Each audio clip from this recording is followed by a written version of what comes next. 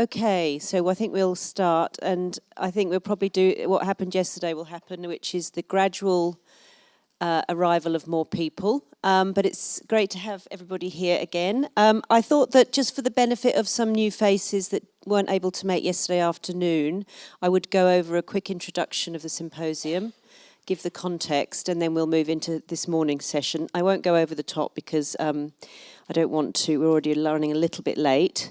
So welcome to the Labour Symposium. My name's Mel Dodd, for those who don't know me. I'm Programme Director of Spatial Practice. We're hosting this symposium as the conclusion to our Fundamentals series this spring. This is a series that we co-curated with Oliver Wainwright of The Guardian, very much focused on this year looking inwardly at the profession, at some of the sort of fundamental aspects that we need to think about with respect to the way we work within architecture and the built environment. It follows a debate series that we ran last year, which looked at other fundamental forces affecting the built environment, like planning, land, and so on. So it's a trajectory where we're looking at more broadly, but also very pragmatically at some of the drivers that we deal with. The reasons for the symposium, just very quickly, three reasons that we've sort of concluded with a symposium rather than just a debate.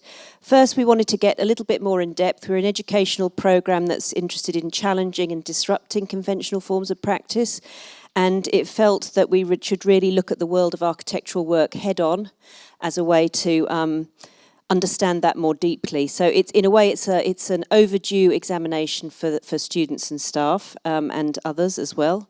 Second, we thought that questions concerning architecture and labour have really important currency at the moment. That's sort of stating the obvious. They're coming into focus through a range of protests and other civil actions against events like Grenfell Tower, Carillion collapse, things very UK-based but which impact our profession and which are part and parcel of concerns and anxieties at the sort of state of our contemporary cities and the means of their production. And lastly, and perhaps most significantly, and for people who weren't here yesterday, this is important, the symposium's been undertaken in partnership with colleagues from Escola da Cidade in São Paulo. This was to really frame, further disseminate and promote their fantastic project, Counterconducts or Contracondutas, a political pedagogical project. This is a project that we heard about yesterday, so if you missed it, you will be able to see it on film later, and I very much recommend those who missed it to go and have a look.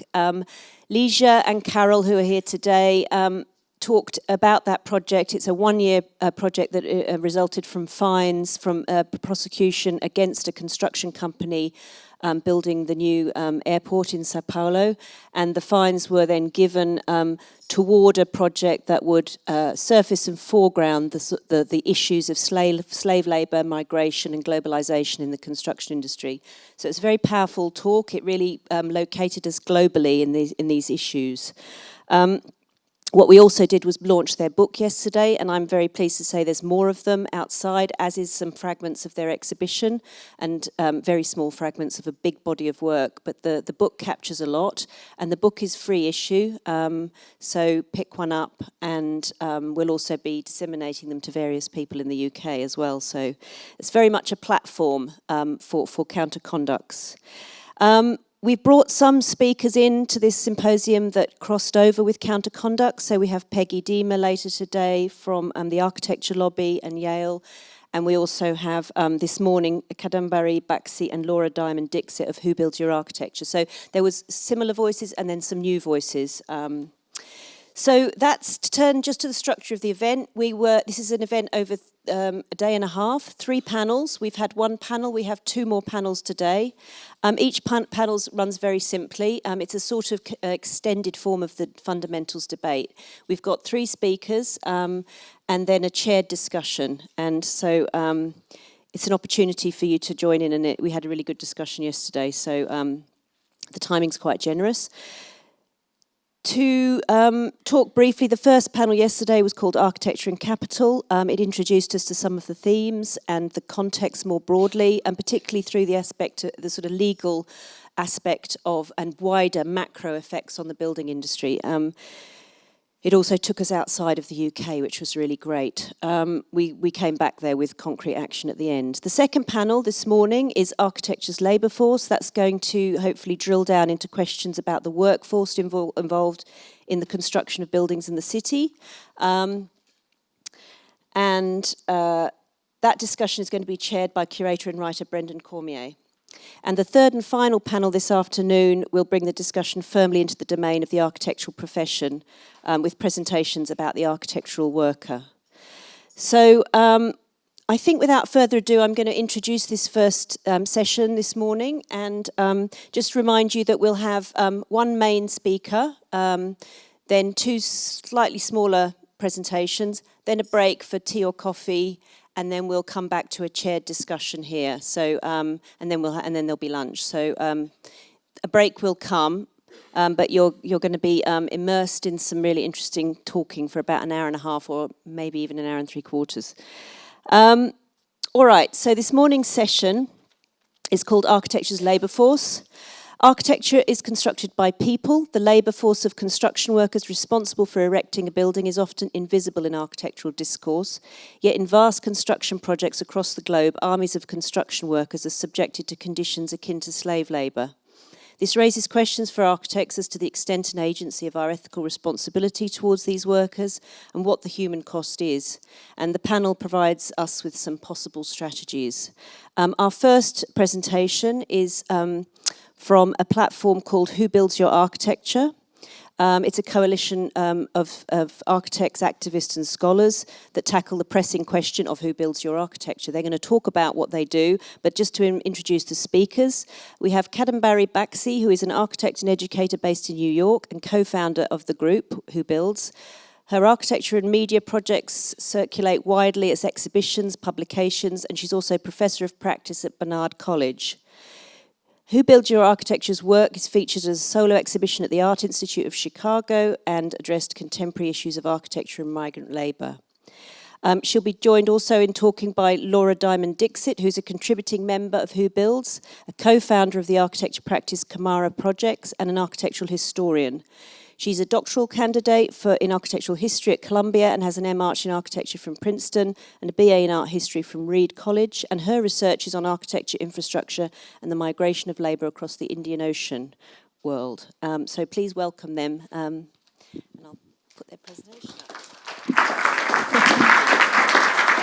So thank you for the invitation. Thank you for this kind introduction. I think the introduction to the panel is so succinct that I feel I almost don't have to read my first paragraph from this presentation. But I just wanted to say that yesterday was really a fantastic panel. I think many of the questions that we were going to raise have sort of been touched upon. Many links exist between the presentations yesterday and what we are going to talk about. So what I really hope that we can continue and really somehow think about ways of moving the discussion forward and sort of spend time on, perhaps just very simply put, what is to be done? And so I hope we can focus our discussions on that. And for our presentation today, what we wanted to do, given the scope of the three panels and what was sent to us earlier, we really wanted to focus on our working methods. We've produced panels, workshops, exhibitions, publications, but we really wanted to talk a little bit more about the process and kind of a little bit of not only research, but just working methodologies. And this perhaps goes again to this question of how can we collectively think about what is to be done, again, moving forward. For the work we've done so far, we really focused on transnational building projects and construction sites, especially in the Middle East. On the top image is a construction site, a photograph by an artist, Hans Hake, and I'll come back to the Gulf Labor Group that he represents, and the bottom image is from Human Rights Watch. Migrant workers arriving by bus on a construction site. As we move forward now, especially this year, we've really started also focusing on New York and the US. You can imagine yesterday, I think in the presentation from Lygia and Carol, they were talking about how Brazil in 5 years, the politics really changed. And in the US, things are always bigger and faster, as they say. So I feel like just in a year and a half, the city and the politics in many ways has turned upside down. And of course, absolutely around issues of immigration. And so we feel we cannot be in New York and not start, given the work we've been doing, not start addressing these issues. So we've just started with this research, and Laura is going to present some of it as we move on. But we thought it would be interesting to kind of bring this discussion here in the platform. So this is our core group, Who Builds Your Architecture, with a question mark. And so Laura is here with me, and Jordan Carver, Lindsay Wickstrom, Tiffany Rattray, and Mabel Wilson. They all send greetings. But besides our group, we've also had many, I would say, collaborators. We've had workshops and panelists where architectural students, architects, anthropologists, artists, scholars, many interdisciplinary discussions, and many collaborators who've helped us along the way. So this is our core group, but the work is, I think, done by many others along with us. So I wanted to go a little bit about how did this project begin, especially for students. I think the work of advocacy, in my view, needs triggers, kind of beliefs and questions that really we are unsettled by. And I would say that for us, this was a kind of a trigger for kind of getting into this question of who builds your architecture. And so the project really began in 2011 when we were given, or when the Gulf Labor Artists Coalition, mostly based in New York, circulated a petition against the Guggenheim Museum that was going to be built on Saadiyat Island in Abu Dhabi. And given the human rights violation reports, the petition signatories refused to collaborate with the new Guggenheim or any other branches unless contractual guarantees were offered from the foundation that it would protect the rights of workers employed in the construction of its new branch in Abu Dhabi, which is a project by Frank Gehry that you see above. And so we noticed that this petition was signed by many prominent artists, academics, and curators, but there were no architects on the list.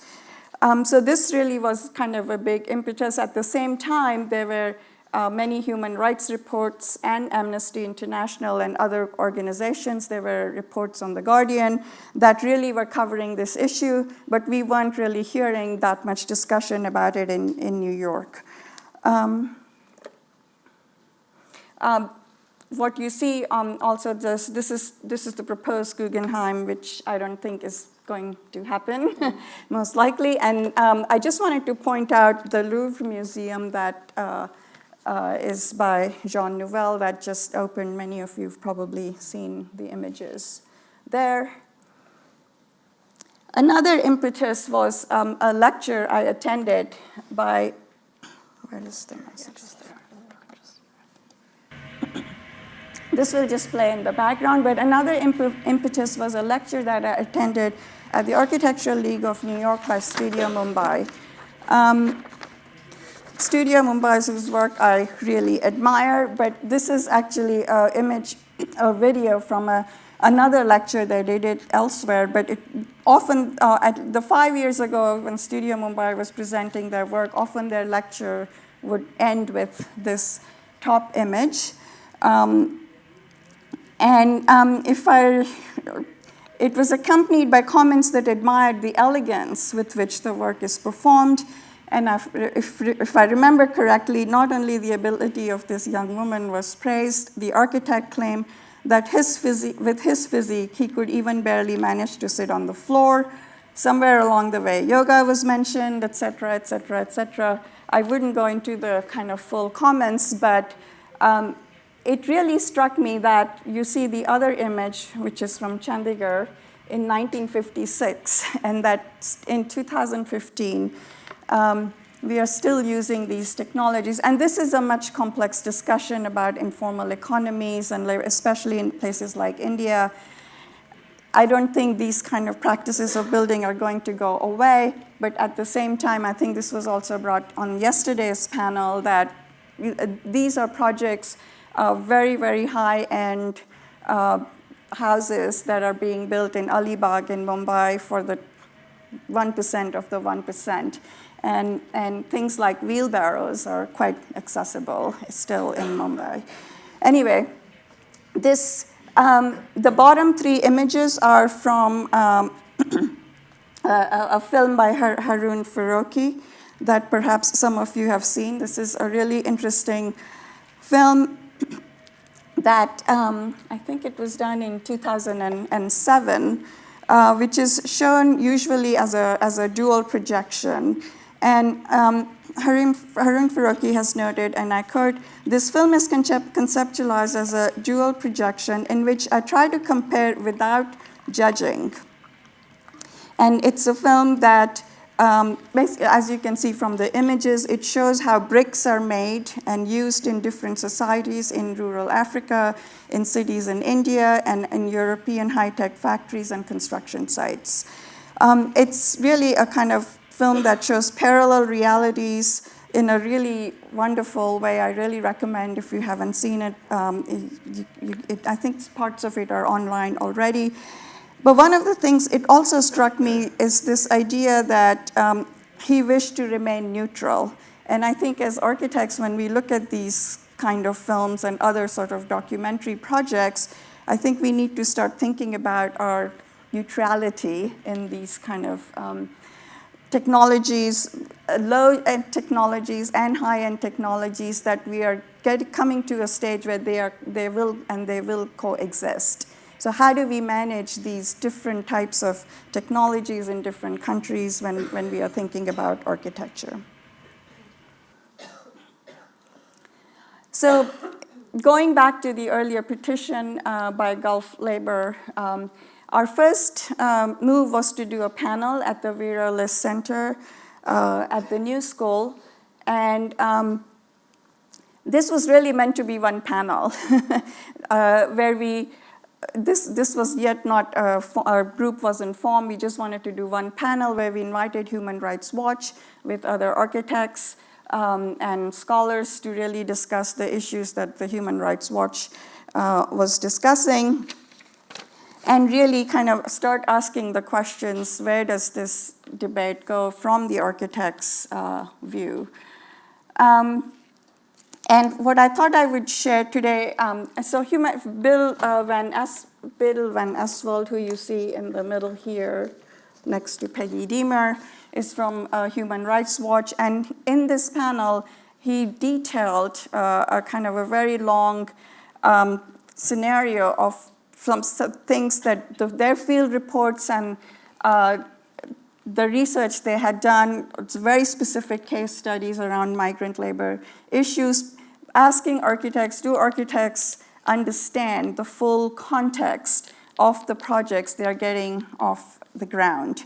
And he started with, and I think I don't have to go through too much in detail here, many of you know already, the high recruitment fees that are paid by the migrant workers to first get to a place, the inadequate training that they go through, the kafala system in Qatar, in places like Qatar, where they are sponsored by their employers. Often their passports are with the employers, and they often don't know what jobs they're recruited for. They might think that they are coming as domestic workers or working in hotel industries. They arrive in the Middle East and suddenly they're on construction sites. They have inadequate training. And so the list goes on and on and on. And he made quite a forceful case. But what I thought I would do here is also present some of the reactions by two architects, Peggy Deemer, who's already here, and Reinhold Martin, who moderated. And if Peggy would allow, I'm going to read a quotation by her. She made two very forceful points. The first one is going to be covered in the next panel, so so which is architects themselves as workers. So I'm not going to talk about that, but I'll talk about her second point, where she mentioned, okay, I'm just going to read the quote, but the idea, she really wanted to make a forceful point about design and how we redefine design and a kind of a conceptual shift that needs to take place in terms of how we define design. So here is my quotation, and I quote, in one direction, we can admit we are all designing. We are all contributing to decisions that make the building be its best. Every single person in the construction industry is a designer. Fabricators are designers, contractors are designers. In the other direction, it means that how architects have always defined design, form making, is only part of what design requires. It includes managing resources, procurement, and performance as well. End quote.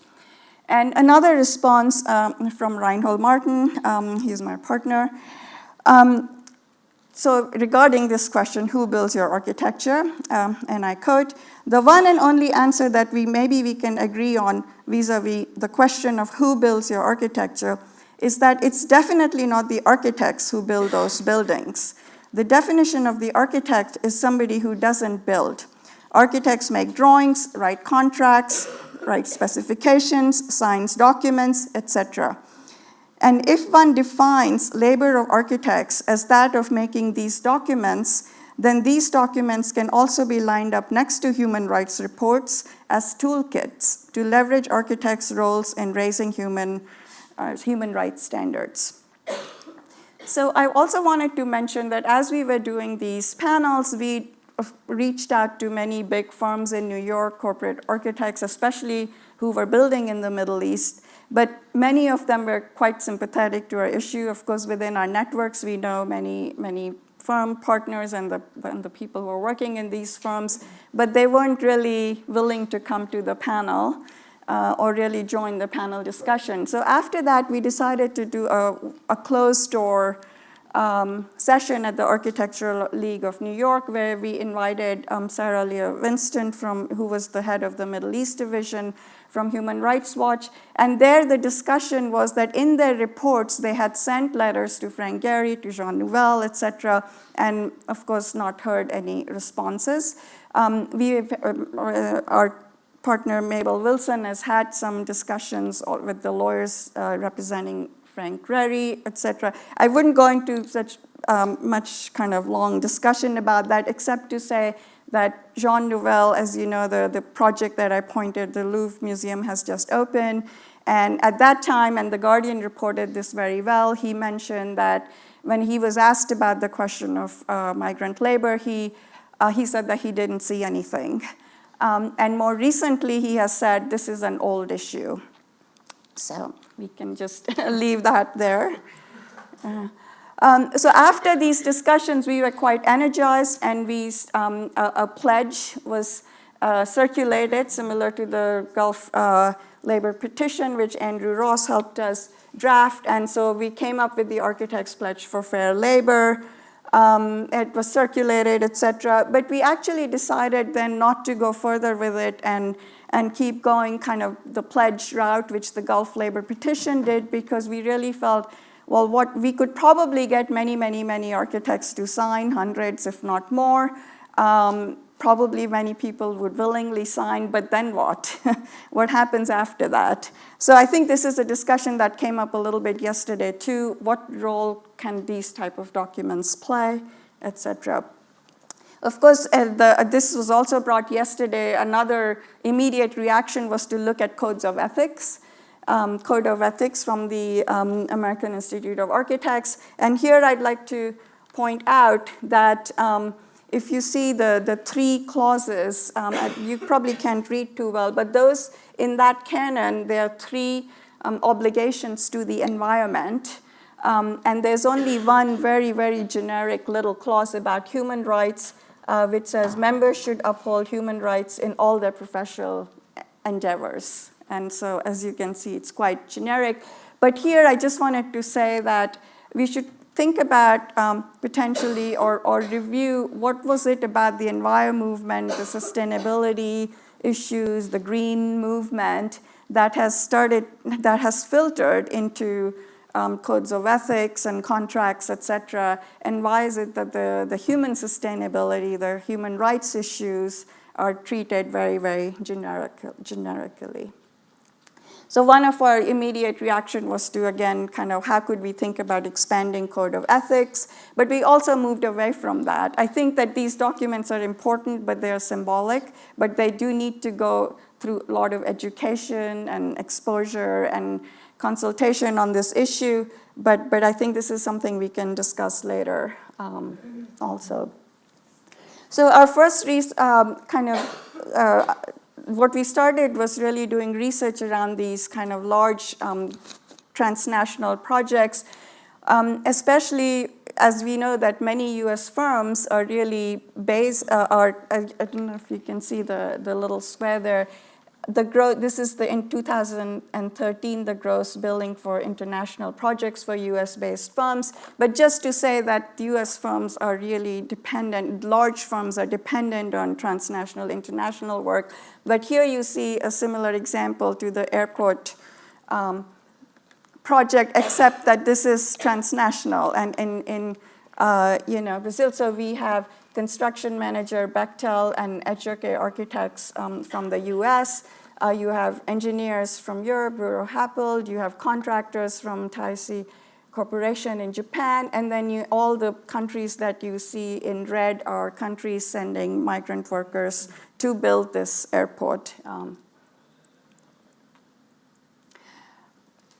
So from doing these kind of research, we brought this research and some of these questions in workshops first in New York and then in many different cities. And here the working methods, as I was saying earlier, was to present some of the research, read the reports that were put together by Human Rights and Amnesty, etc., and then start thinking about not only what is to be done, but how do we even start the things that came up yesterday. How do we make these elaborate networks visible?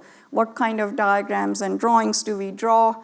And here we see a quick example from Mitch McEwen trying to, I don't know if you can read, but it says Just Building Council. And her proposal, what if there was an international Just Building Council that started dealing with these issues? Just kind of elaborate diagrams. As you say, a site has multiple levels. Just say no, kind of a large network of how a migrant workers moves through various spaces. In this corner here, points of transactions between various layers of architectural projects in terms of how they work, very similar to some of the research, again, that was presented yesterday for Brazil. Human capital, finance, legal, materials, all these kind of layers that go into these transnational projects, but how in these elaborate networks, what kind of tactical moments can be identified and addressed.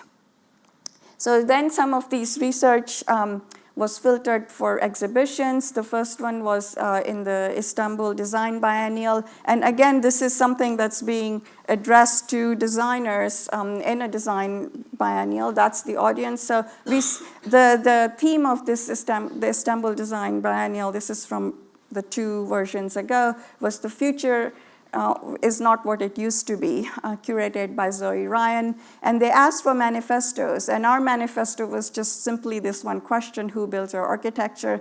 And we just wanted to kind of make a big neon sign asking this question again to designers. And so for the, I think I have here, and the bottom you see the one that Mel mentioned in her introduction is an exhibition we did at the Art Institute of Chicago just this past year, and I'll just quickly go through. So for the Istanbul Biennial, this is in 2014, we wanted to just make a large table because what we had been doing in these workshops is these discussions around sitting around a table, and we added all the reports, the human rights reports that people could look at. And what you see on the wall are what we called action posters that we can, I think I have a detailed image of that. On the table was a version of this large drawing. So this is a drawing that maps out kind of an entire global network where you see a fictional construction site in the middle, and on the left side you see the architectural and design and construction networks, and then on the right side you see a migrant worker arriving at the site. So we know that what we traced was a kind of a detail, let's say a steel truss detail that goes from an architect's office to an engineer's office to manufacturing. All these are dispersed in different locations, and they arrive it arrives at the construction site. On the other side, we traced how a worker leaves from villages, let's say Nepal. They're recruited with paying high recruitment fees. They go to a city near a village where they are trained, potentially not adequately, some basic training. Then they go to the airport, and then they arrive at the construction. Then they are housed in labor camps on construction near. Sometimes the labor camps are an hour or two away from construction sites, and then they also arrive at the construction site. So the idea was this drawing was to really, in a way, impose a symmetry into a very asymmetrical condition, but also really to say that these large networks are connected. And then here you see the posters on the walls with just some very, very basic things about what is to be done. How do architects and designers think about improving basic standards of workers' housings, expand site observation, redefine lexicon, some of the things that Adam was talking about earlier. It struck me that the definitions of the terms. We can go back and start potentially coming with an alternative lexicon where we don't need to call housing labor camps. This was our exhibit in Chicago, where we presented a similar version of the drawing on this one long wall. And on another wall were 4 case studies from different cities. And Laura's going to talk about, let's see, these.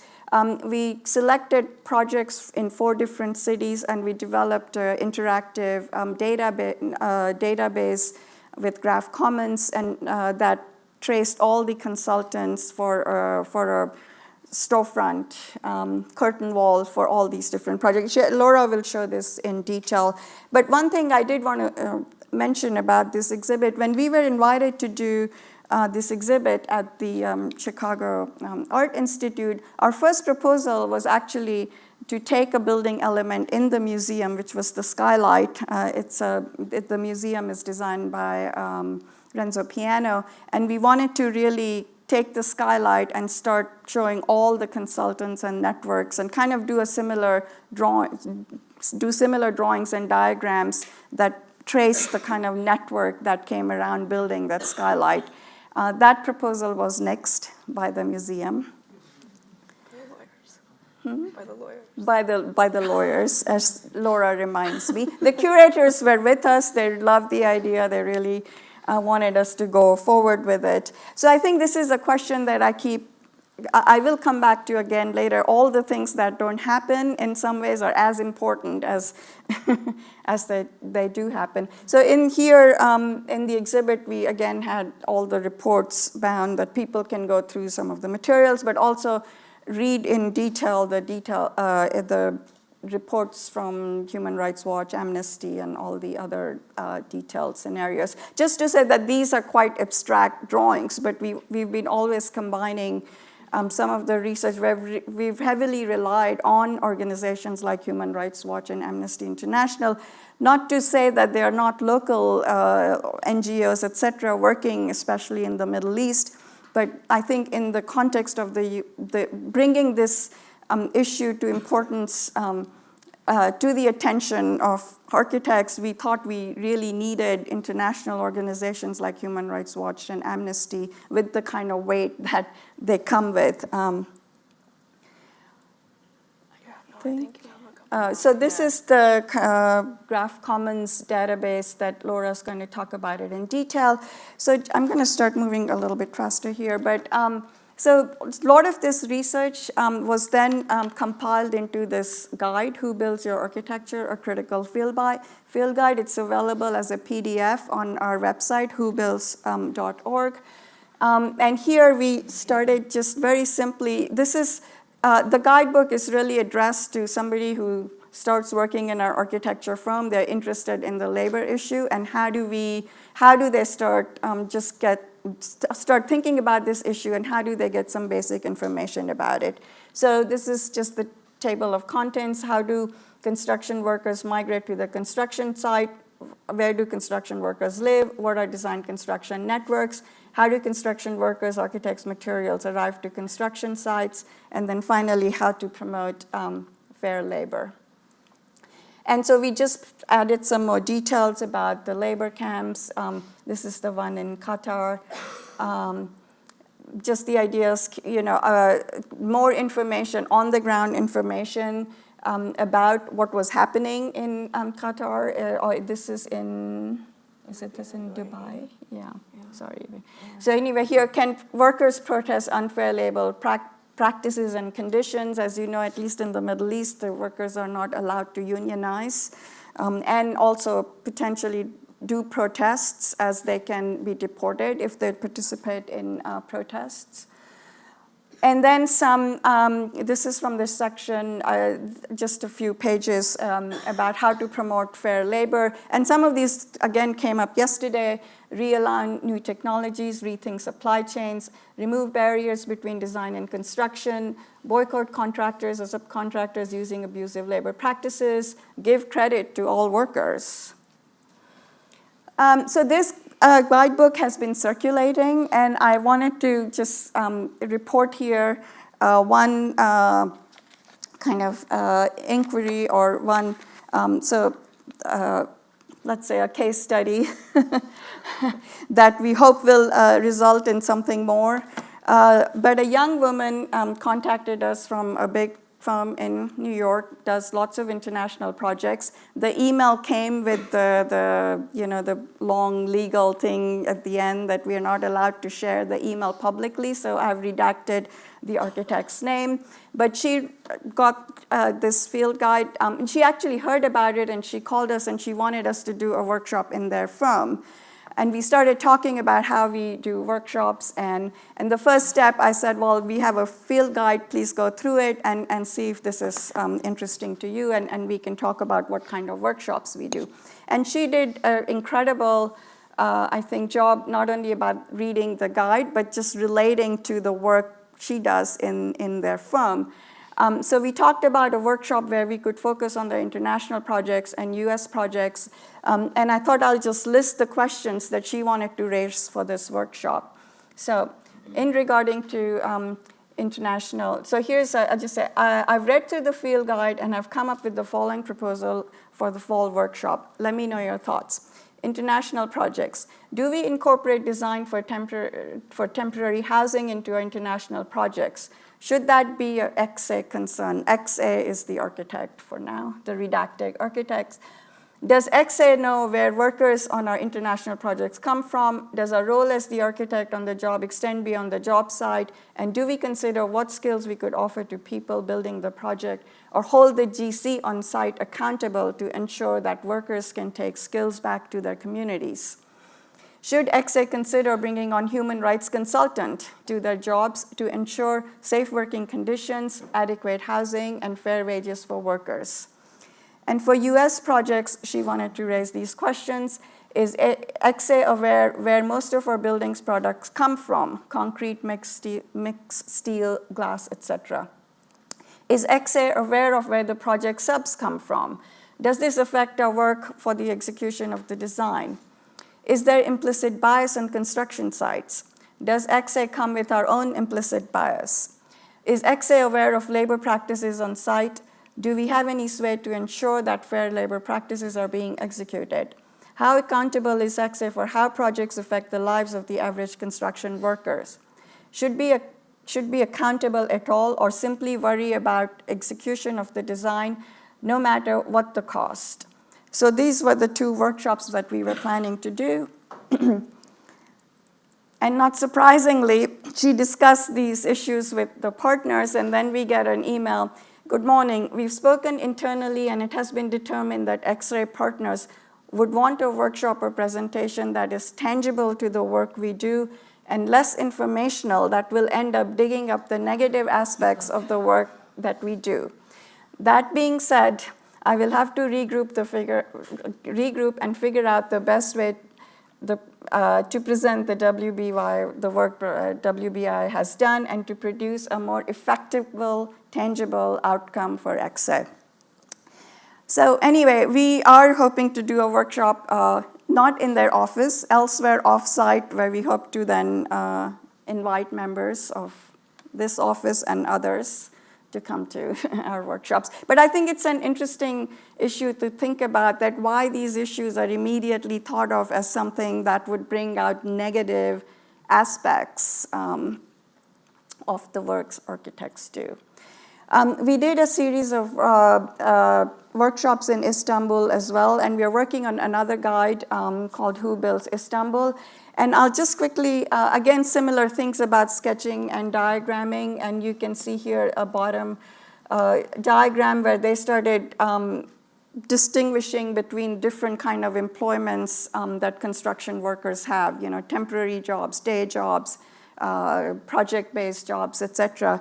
But what was really interesting that we found in Istanbul, that Istanbul now has many, many architecture schools. I don't remember the number, 10 or 12. Therefore, they're graduating many architects, and potentially there isn't that level of employment. So a lot of fresh graduates start working for construction companies. And one thing they've started discussing among themselves is how to, again, start addressing these issues, but also that they don't have a union of their own workers, architecture workers, which is something we would discuss in the next panel. But one interesting thing they've done, they've joined the construction unions as architects. So I think that that's a really interesting conversation. Do we need independent unions, or can unions be interdisciplinary, I guess you could say. So here are some kind of conversation. But what is also interesting, that the unions initiate strikes on construction sites for unfair labor practices, etc. And when they're planning these sites, they give the information to these young architects who are working in these various firms, and they join them when they can. When we were there was a strike plan. This is on a kind of a large project in Istanbul, and on this particular, the workers hadn't been paid for a month. So one day they just decided to walk off the site and put these big banners that announced from the union that they were doing these walk-offs. And apparently in this case it was successful, as they were paid after their walkout. So this complex discussion of unions, etc., we've just started looking into this in New York, and this is this is the institution I teach. You can see Barnard College of Columbia University. But those of you who might have seen construction sites in New York, and this big inflatable rat that shows up. This is something that the unions do on sites where there's non-union workers. I don't know if this is something in a practice in London. No. So it's very, very, very visible, and I thought I had the detail, but yeah, you can see detail. So in this case, this was for a very, very small thing. They were just putting scaffolding for a day because they were fixing some exterior work, brickwork on the building. But it was interesting to me that even for this little small project, the unions were organized enough and kind of made themselves visible because obviously the workers on the sites were not non-union. So just coming back to some of the more recent conditions in New York. So again, like last year, especially with the given political situation, the articles are starting to appear, especially about undocumented immigrants. The left one, you see a city without undocumented immigrants. This is in North Carolina. Undocumented fate from the city they helped build. And then the other one is in New York from 2017. 2 years, 31 dead construction workers. New York can do better. I think this is how you start. So I'm going to go back a little bit and just present some of what we did for this database. And this was shown in the Chicago exhibition, but also it still lives online. So you can find it if you Google like Graph Commons, WBYA. So Graph Commons, they are a site, and they work with different groups and host sort of these different visualizations or diagrams, these network diagrams, so you can work with them to upload information, and then on their site they include sort of these different diagrams. So we basically, what we did was we started by focusing on the curtain wall or facades of projects in 4 cities, in Chicago, New York, Istanbul, and Doha. And so these were the cities where we had been working on different projects and had been doing research, and started with a sort of small number of buildings and then sort of grew out from there. And as we sort of collected information about these projects, it was mostly sort of who the consultants were, like all the different names of consultants, which is really a sort of vast list, of different lighting consultants and all of the different people who are involved in bringing together a project, but also the location, the budget, the amount of time it took for the project to come to completion. So we were collecting all of this information on spreadsheets, which then these spreadsheets are connected to the online diagram. So it sort of just updates. And what we did was we used sort of different trade journals to find information. So, this is this New York by Geary project for these expensive condos in Lower Manhattan. And, there's an article about the project, and then at the end it will have this sort of fact file and listing some of the different people who are involved in the project and like the year of completion. Also looked at architects, their own websites and newspaper articles. So there were a lot of different sources for the information. And what we started to find as we as this database grew was that there are a lot of different, all these sort of connections or overlaps. And so, it's a little bit hard to see, I think, on the screen. But you can see on these screens. Yeah, this is this group, Perma Stalisa group. And then they were involved in the fabrication and also installation of facades for all of these different projects. So you can see how these different projects are connected through which entities on the diagram. And this is the group, Perma Stalisa group. It says here they have 50 different companies in more than 30 countries and 10 production plants. And one of the things that I think came out of this research and putting together this database was that there's actually a rather small number of companies who are involved in all of these different projects worldwide. And so I think if there was some, if in the question of like what can be done, the regulations by country are, that's really uneven. It's like this patchwork of regulations.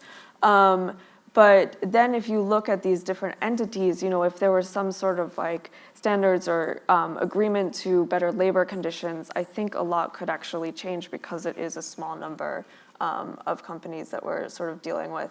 So one piece of the database was really finding information, about all of these different consultants and the budget and whatnot. But then, of course, going back to our core question, who builds your architecture, we really wanted to, the workers, the representation of the workers is absolutely central. And so one project where we could find some information about the workers was the One World Trade Center project in New York. It was actually extremely difficult to find any information about the workers. So all of those different sources, like trade journals, that sort of, those sort of places, did not include really any information about like average wages or, the housing for workers or, what sort of unions were involved in projects. But One World Trade Center, this is a screenshot just from this project zoomed in the graph. And then you can see there's all of these different unions who are involved. And there was some sort of average wages and whatnot that we could find. And one of the sources for this was actually since this was a project that received so much attention in New York, there was a feature in the New York Times on workers, and you could actually click on this and hear different workers talk about their experiences of being involved in this project. But one thing that we found with One World Trade Center was that even though there was, this attention paid to conditions on site, and this was such a visible project in the city, there were many injuries and deaths that were actually not reported. This I think is one question that maybe we can talk about in the discussion or something, is what sort of structures are there to protect workers on a job site from injury or also death, and how do architects really engage with those structures? Because this is one project that has come out of the United States Department of Labor to try to find which companies have like the most violations on job sites. But also, I think, in this political moment, since all of these government entities, like this is a program that could easily be shut down now, I think that there's ways that architects need to be involved that's not so connected to, or that is maybe separate from these bureaucratic systems.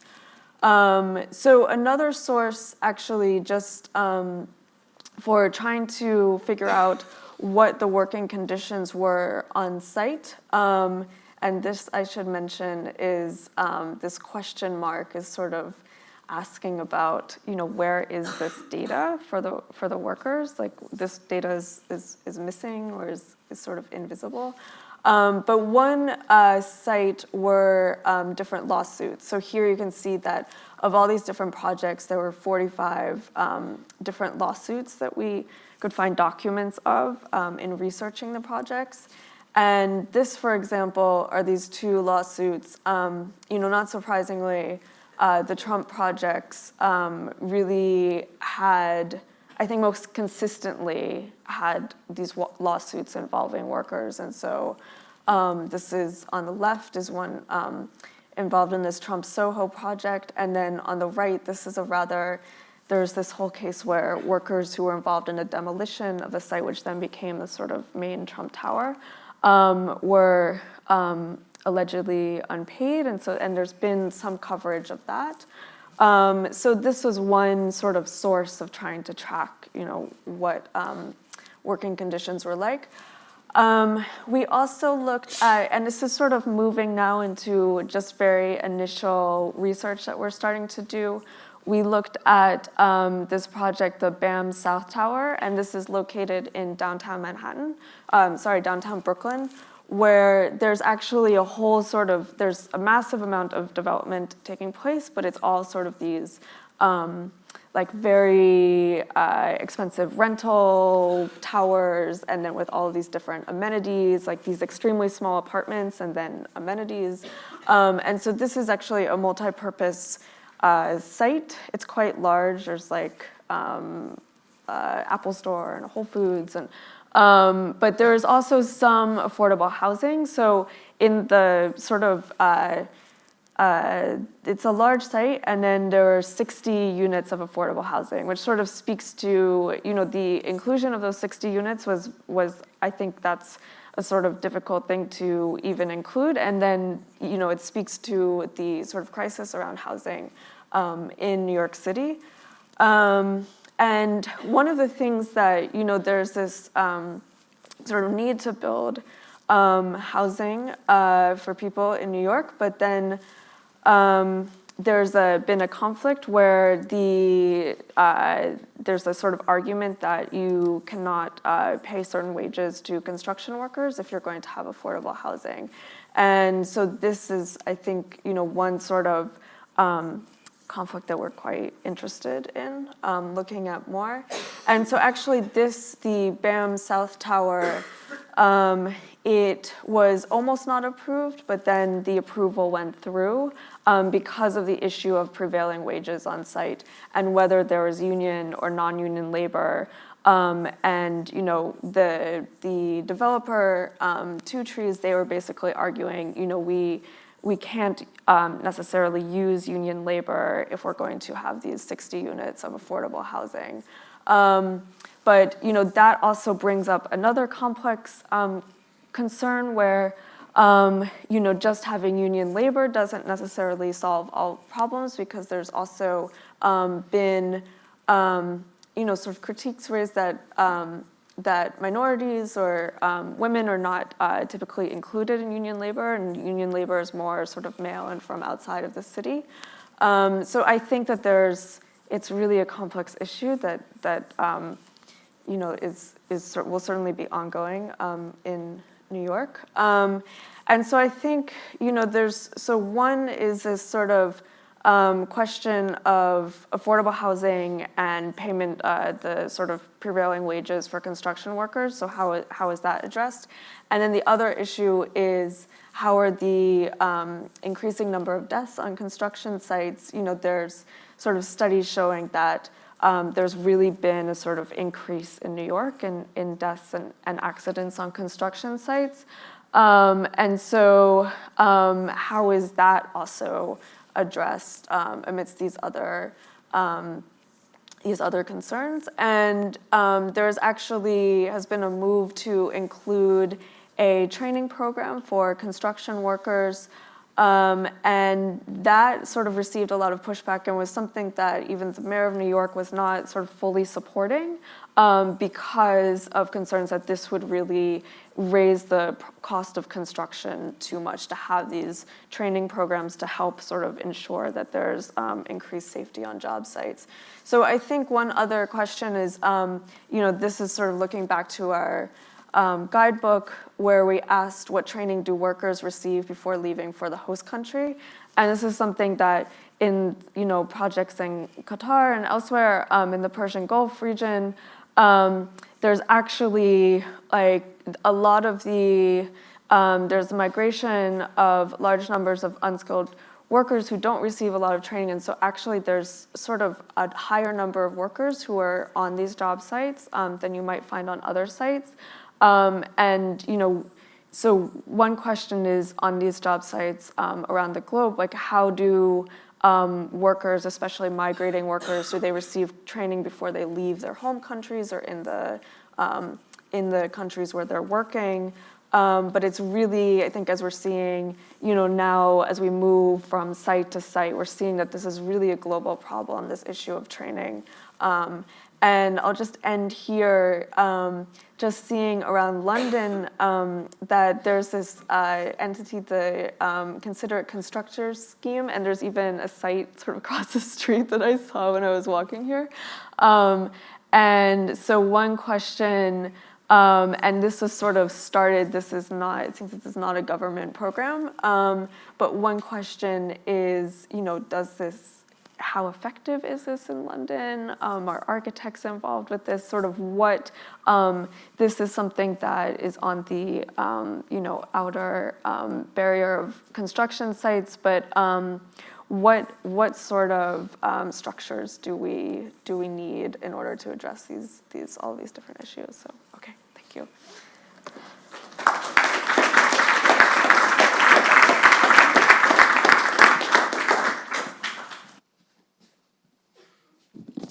Great, thank you very much to Kadambari and Laura. That was fantastic. We're going to move swiftly on to our next presentations, and I've got a very short introduction to the next two speakers who'll then talk more about what they're doing. Precarious Workers Brigade is a UK-based group that calls out in solidarity with all those struggling to make a living in the climate of instability and enforced austerity.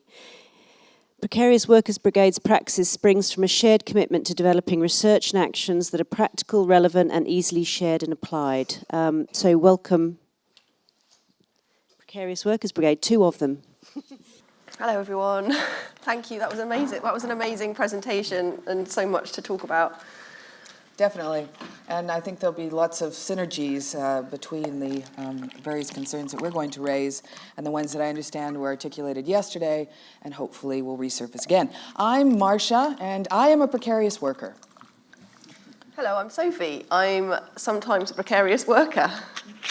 And so today we are here representing the Precarious Workers Brigade. Thanks so much to Mel and Spatial Practice for the invitation. Thanks also to Siobhan for this spectacular organizing. This is invisible labor, but boy, it makes such a difference when the admin is bang on.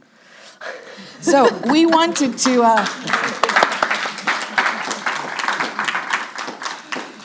We wanted to begin by acknowledging what we're being paid to be here today.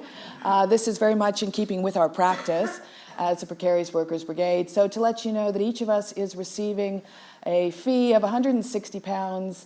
This is for 165. 165. This is comparable to 3-hour comprehensive rate. Presumably that's for lecturers. And so it's really for half a day. And the way that it works in the Precarious Workers Brigade is that we pool all of the money that we receive, and then it is split 3 ways, 1, 2, and then with the Precarious Workers Brigade takes a third. We're delighted to share with you that today there are no volunteers, so there's been no unpaid labor that has gone into realizing our session. This is important to us, and to you too, I'm sure. Do you want to say something about our action plan? Yes, so we've got half an hour, and we were going to break it into roughly 2 halves. First half, telling you a bit about the background to the Precarious Workers Brigade, and specifically our recent publication, Training for Exploitation, Politicising Employability and Reclaiming Education. Basically, we're here to plug this book, which is free to download from our website, or you can buy a copy from us or the website. And we're going to just focus on a couple of the teaching tools that we've compiled as part of that to share with you, and then to activate one of those with you as part of our session if we've got time. Sorry.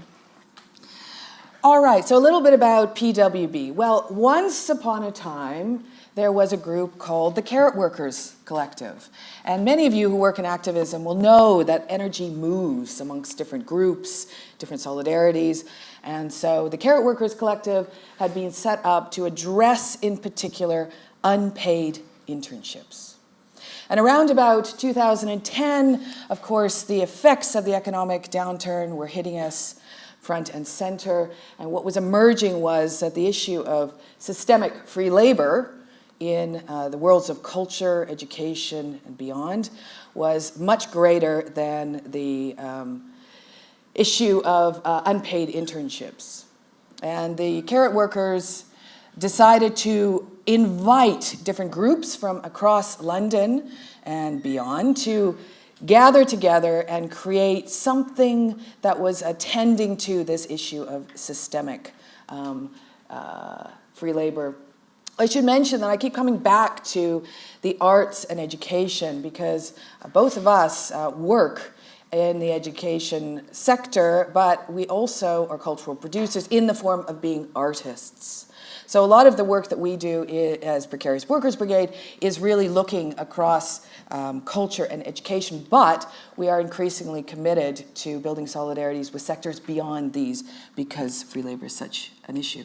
And it's quite exciting to be amongst architects and architecture-related people because we've not really met many on our travels so far. So as Precarious Workers Brigade, we've realised, so we're kind of, but yeah, there are overlaps, I'm sure. Shall I go to the next? Yeah.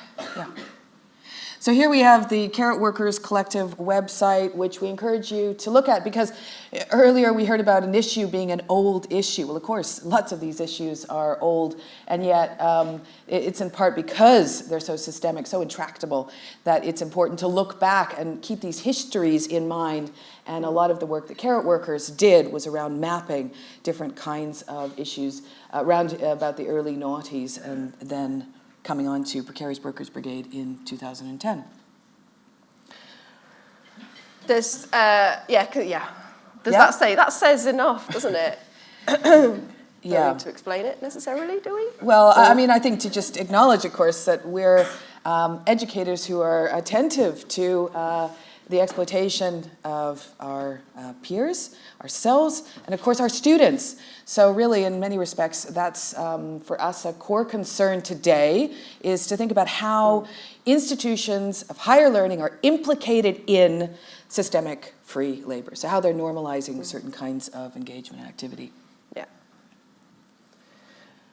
And this is very well articulated in this resource, which is available for download online, Surviving Internships, a counter guide to free labor in the arts. So it's wonderful that we're beginning to acknowledge these different guidebooks. So like the presentation we just saw, this is also a resource for practitioners, but also for educators to think about how to present these issues with their students. And here we are, the Precarious Workers Brigade. So in terms of thinking about the narrative of our development, as I mentioned earlier, we really came on stream around about 2010. Mel kindly read out this introduction.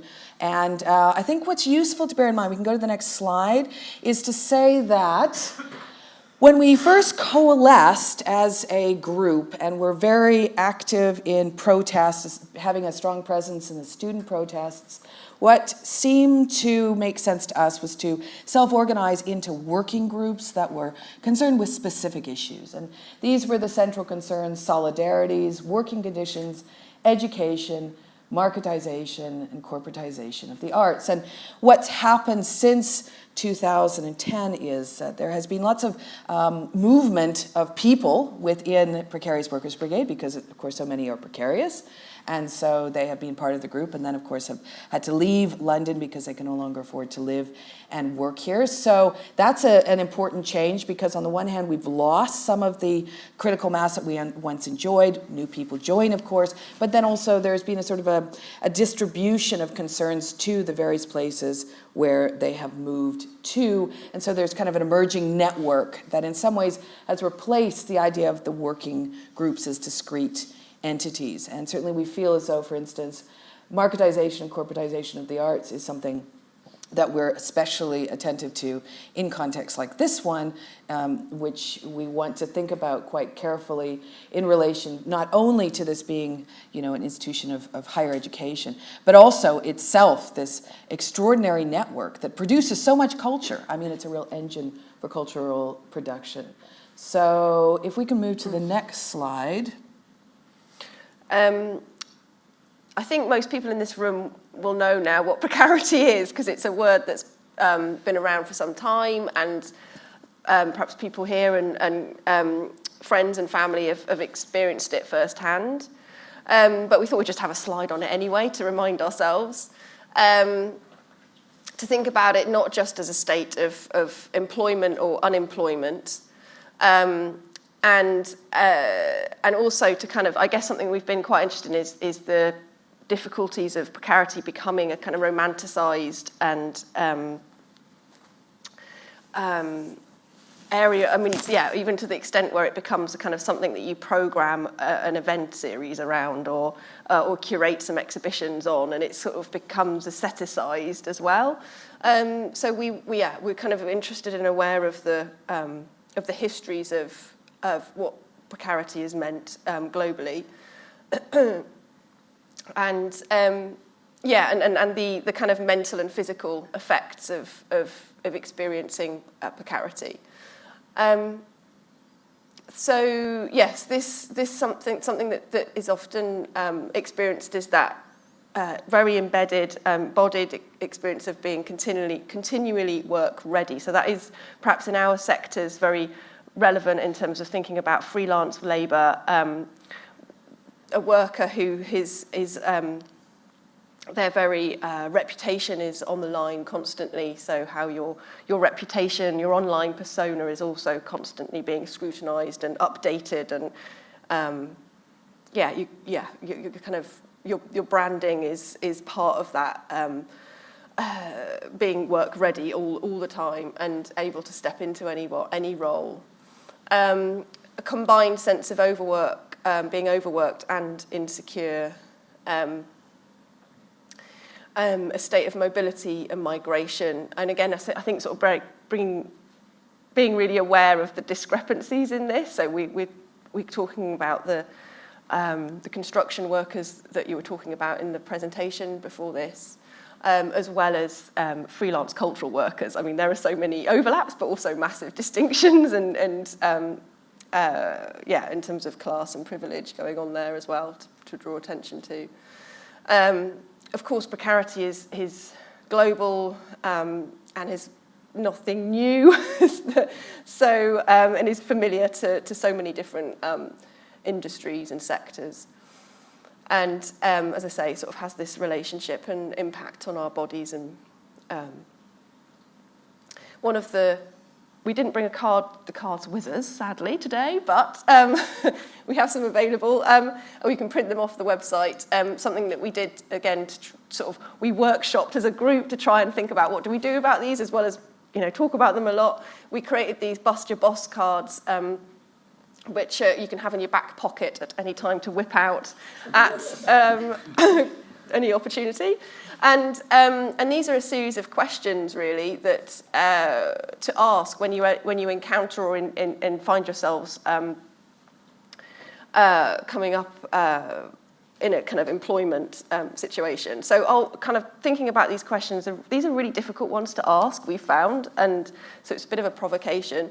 Thinking about what's the budget, asking what's the budget, how much am I getting paid, how much are you getting paid, what am I getting paid, do I get sick leave and holidays, will my pay cover a living wage, which union can I join, so question what's the maternity, paternity, pension provision, where's the money coming from, so in a way, again harking back to the presentations we've just heard, trying to kind of do that mapping for everything you enter, and trying to kind of find out more about the economic and political context in which you're working is really important. And some of, just even by putting these questions down, it makes you realise how absurd and difficult and uncomfortable it is asking those things, but we thought we'd try and ask them anyway.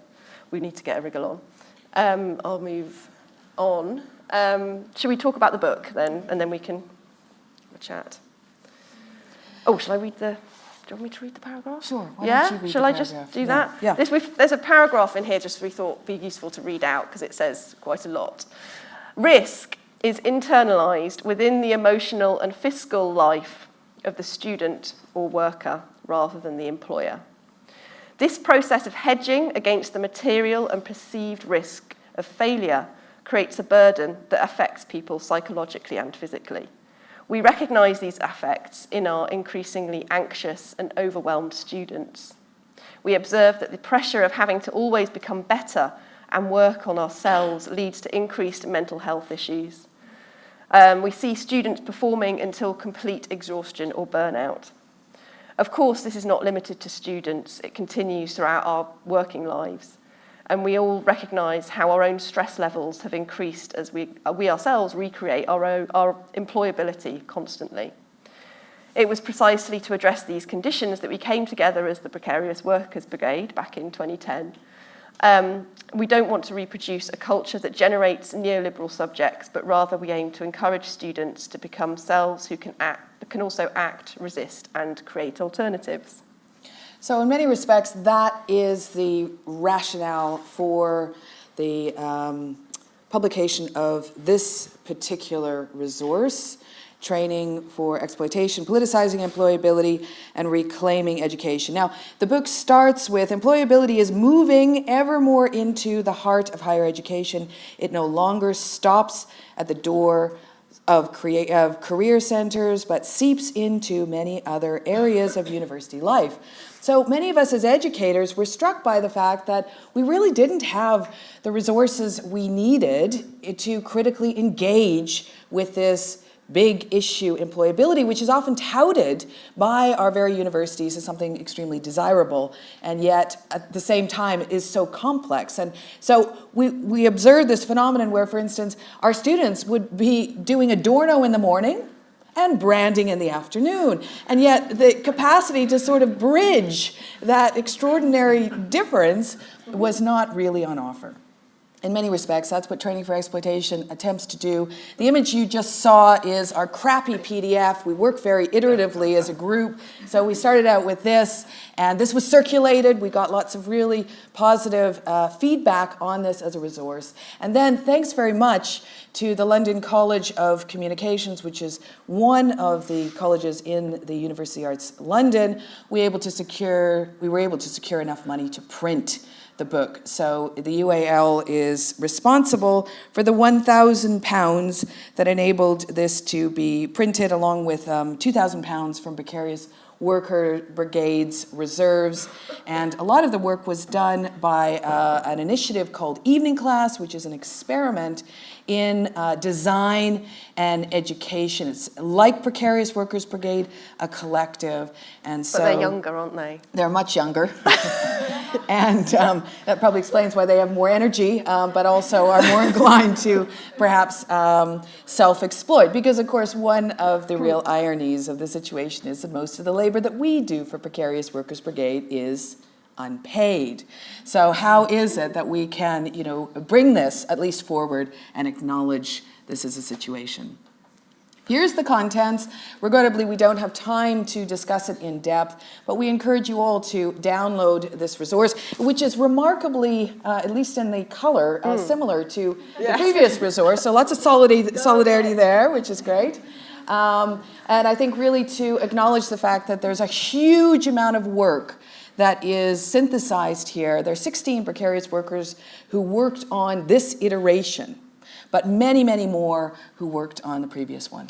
And I guess just to flag up, if anyone, because this was us trying to kind of compile our experiences and examples of teaching tools.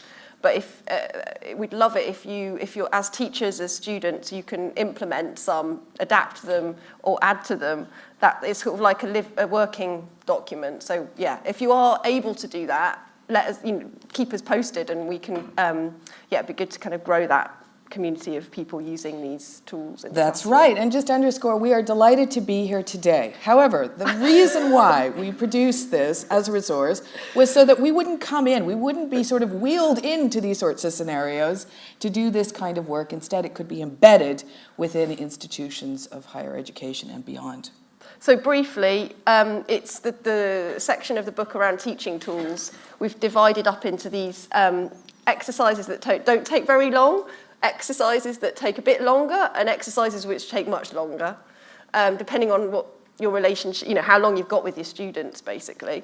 So, for example, we're going to try out the active listening exercise with you, but there are other ones around spectrum voting, which you can do with a group of students in half an hour, for example. Also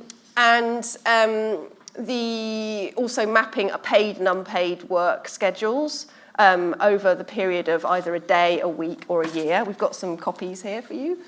Longer exercises might be something we've tried out a few times, are photo romances. Have I got a picture there? Yes. Which again are quite playful ways of creating scenarios of work, basically, and projecting expectations and agendas and the politics of that work into these constructed scenarios, and then using those to to play out those and use them as points of discussion. Much longer kind of involved processes that take a lot of research and organising, which include doing tribunals, which we have experimented with in 2011, where we put precarity on trial, which involved expert witnesses and lots of discussion and judgments as well. Verdicts. And verdicts is the word, yes.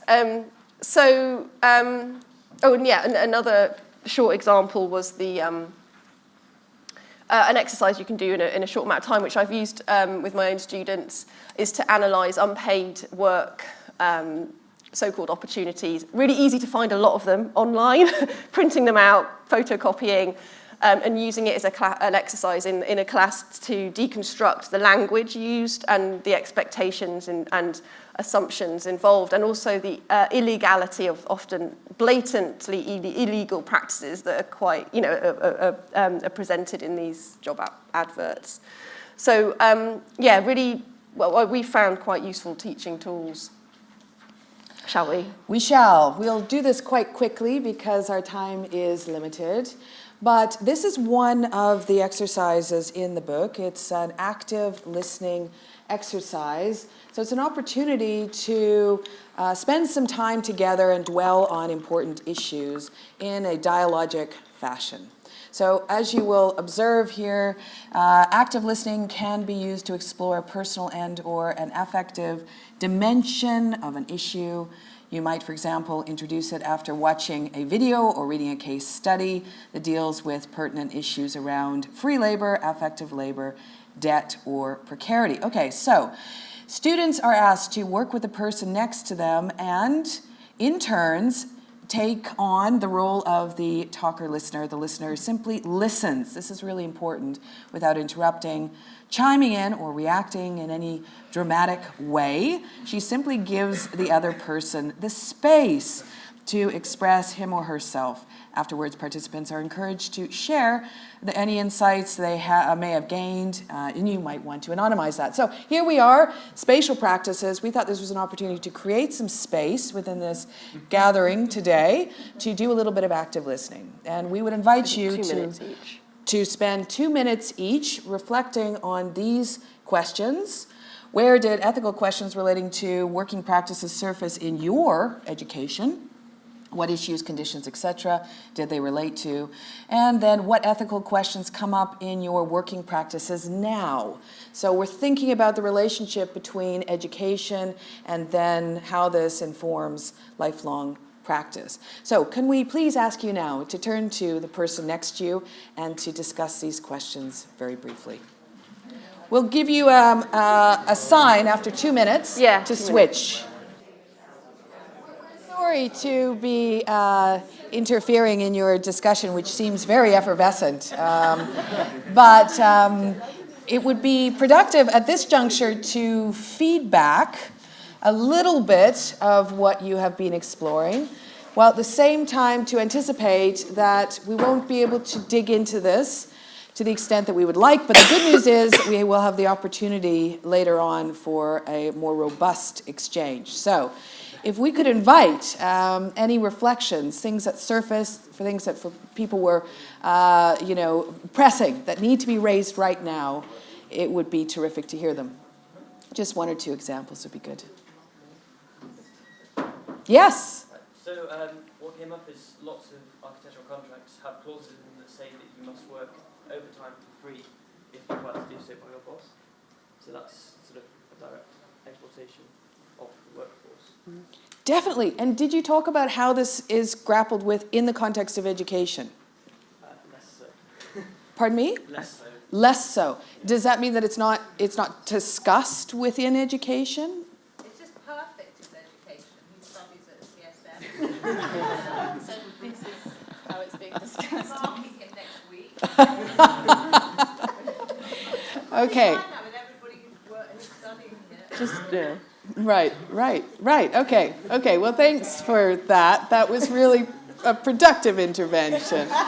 So, but that's also so wrapped up in it's expected of you. You expect that of yourself. I don't know so much about how it works in architecture, but certainly I'm from a visual arts background, and the assumption is because you identify wholeheartedly with being artist, curator, cultural worker of some kind, it's really hard to refuse that work or that overtime because it's your project. So if you fuck up, it's on your head and you're the one who looks bad. So you kind of feel a sense of ownership and responsibility. So it's that question that's come up, I think in one of your first PowerPoint slides was around refusing work or saying no. So how do we say no and not, lose our jobs or there are all those sorts of quandaries where it's all wrapped up. Sorry. Just following on from that, but I think it's interesting with the staying late thing as well, because the practice which I've worked at, it wasn't obligatory. It was a sense of camaraderie. So it wasn't necessarily it wasn't necessarily seen as like, if I stay, I'll lose my job, or if I stay, if I don't stay, I'll lose my job, or if I don't stay, people will look bad with me. It's more like your friends are in a project together and they have a certain amount of work to do. And so I just think there's two sides to that kind of sometimes. Yeah. I definitely stayed late, not because I felt I was going to lose my job, but because I felt this is my friend and they're working really hard. I should work hard for them. But on our Boss the Boss card, which I haven't got with me in my back pocket, is that your boss is often your best friend or yourself in a self-employed scenario. So you kind of, and it's really hard, obviously to take yourself to tribunal or your best friend to tribunal. It's these informal networks of exploitation that obviously are so rife in our fields. But it's how do we bring those questions in and have them with each other, with ourselves and colleagues? Yes, and something that I think came up actually yesterday briefly, but that I was reflecting on with Sarah is that, for instance, during my PhD, my student journey was fully engaged to the point of exhaustion. And this was somehow or another, I felt I'd internalized this as a rite of passage. So somehow or another being fully engaged to that extent was indicative of me being totally invested without actually recognizing that it was self-exploitation. And one of the concerns that I have is, and now as a PhD supervisor, is not to normalize that at the level of study, because then it's very easy to think, oh, well, this is what you do, is you constantly self-exploit. And it may be for very wonderful reasons like solidarity, camaraderie, and so on and so forth. But if that work is underpaid or unpaid, you will pay a price necessarily. Sorry, there was a point there and then at the back. Sorry. Okay, so I just wanted to say, picking up on these points, that in our practice, which is an architectural practice, we've just had a situation where for about 2 weeks, a small team of 3 people have had to do lots of overtime because a client has come up with a program which is quite difficult for us to meet, and that's dictated by various factors back at their end, which are to do with funding deadlines, lack of organisation on their part, and so on and so on. In other words, there's a context to all of this, which then rebounds on us. And I'm very aware that everyone's been under a lot of stress and doing all this overtime in order to meet this situation. And our issue is we don't want people to do overtime, and we very, very much frown upon people staying late, and we want them to get their work done in time. But there are situations where it's very, very difficult to control. And as a kind of leader of the practice, our issue is to try and guide our clients to be better organised and to be more recognising about the impact that it has upon our workforce when they set really unrealistic deadlines and they're not able to conceptualise it from our perspective. So we're in a very difficult situation where we don't want to lose that client. It's providing good employment, etc., etc. But how do we work with them? And we do this a lot, kind of nannying and nurturing and getting to think through implications of bad decision making further up the tree so that it doesn't impact upon our staff. It's very difficult. And in the end, we will end up giving those people time off in lieu to compensate for other people's bad organisation and lack of empathy. And that is heartbreaking, really. I mean, it's awful for everybody. So just the practice leader perspective on that whole situation is really difficult to manage. Yeah. Jane. Yeah, fantastic session, absolutely brilliant work, and the speakers before as well, really brilliant work. So I'm teaching in the Bartlett School of Architecture, and I don't know if people know, but the pre-92 universities academics are on strike at the moment over pensions. So these ethical issues that you've set up there have really come to a fore the last 5 days because I've been on strike with colleagues, because they're changing the pension so that what people were promised at the beginning of their career won't be what they will get at the end, and also because the risk will shift from the employer to the employee. But the real reason that I decided to go on strike and be very, very visible was partly because I read Sophie's brilliant blog online. But no, seriously, it was because there are so many precarious staff within the Bartlett who, many of whom wanted to strike but felt that they wanted a more senior person to be present on the picket line with them. So actually the experience of the last 5 days of those of us who have been on the picket line has been really, really transformative, because it's been a mixture of students, people on hourly contracts, people on teacher fellow, RA contracts, professors, senior lecturers, a really broad mix, which normally in the university, except within perhaps crit spaces and so on, would still be quite hierarchically organised. Whereas on the picket line, we've also tried to stop it being a masculine space of opposition and turned it into a discursive space. But these issues of trying to make a horizontal structure have just raised for me to a point now where I think when I go back inside the university after another 9 days of strike, that the most important pressing issue for me as a more senior academic is actually to address these issues of precarity within the staff in the department. We've made some good progress. Last summer, a lot of precarious contracts were changed to teaching fellow contracts after a lot of pressure. But I think for me that just the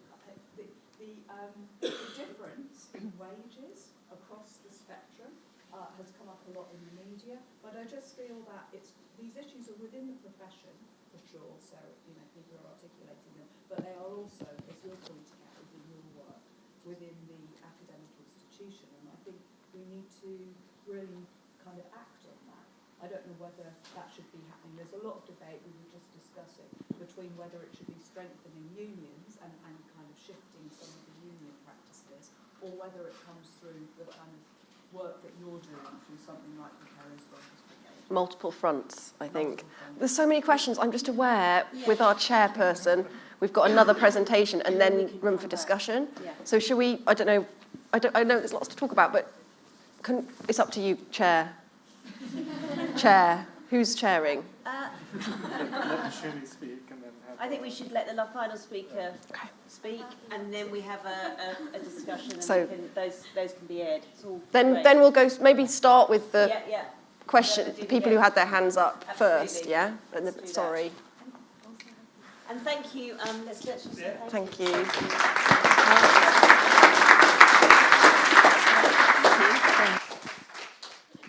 That was good because we got some oxygen in that process, which was brilliant. So to close the session, and before we have tea break and collect our thoughts for a discussion, I just want to introduce the final speaker, who is Shumi Bose. Shumi is a teacher, curator and editor based in London. She's senior lecturer and coordinator of contextual studies in spatial practices at Central St Martin's, and she's also a curator of exhibitions at the Royal Institute of British Architects in London. So welcome to Shumi. Thank you.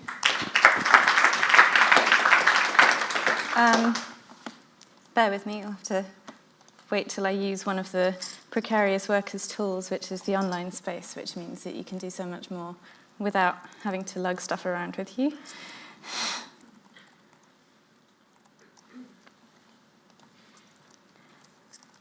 So I'm going to fluff this part by sort of saying thank you to all of you for giving up your Saturday to be here.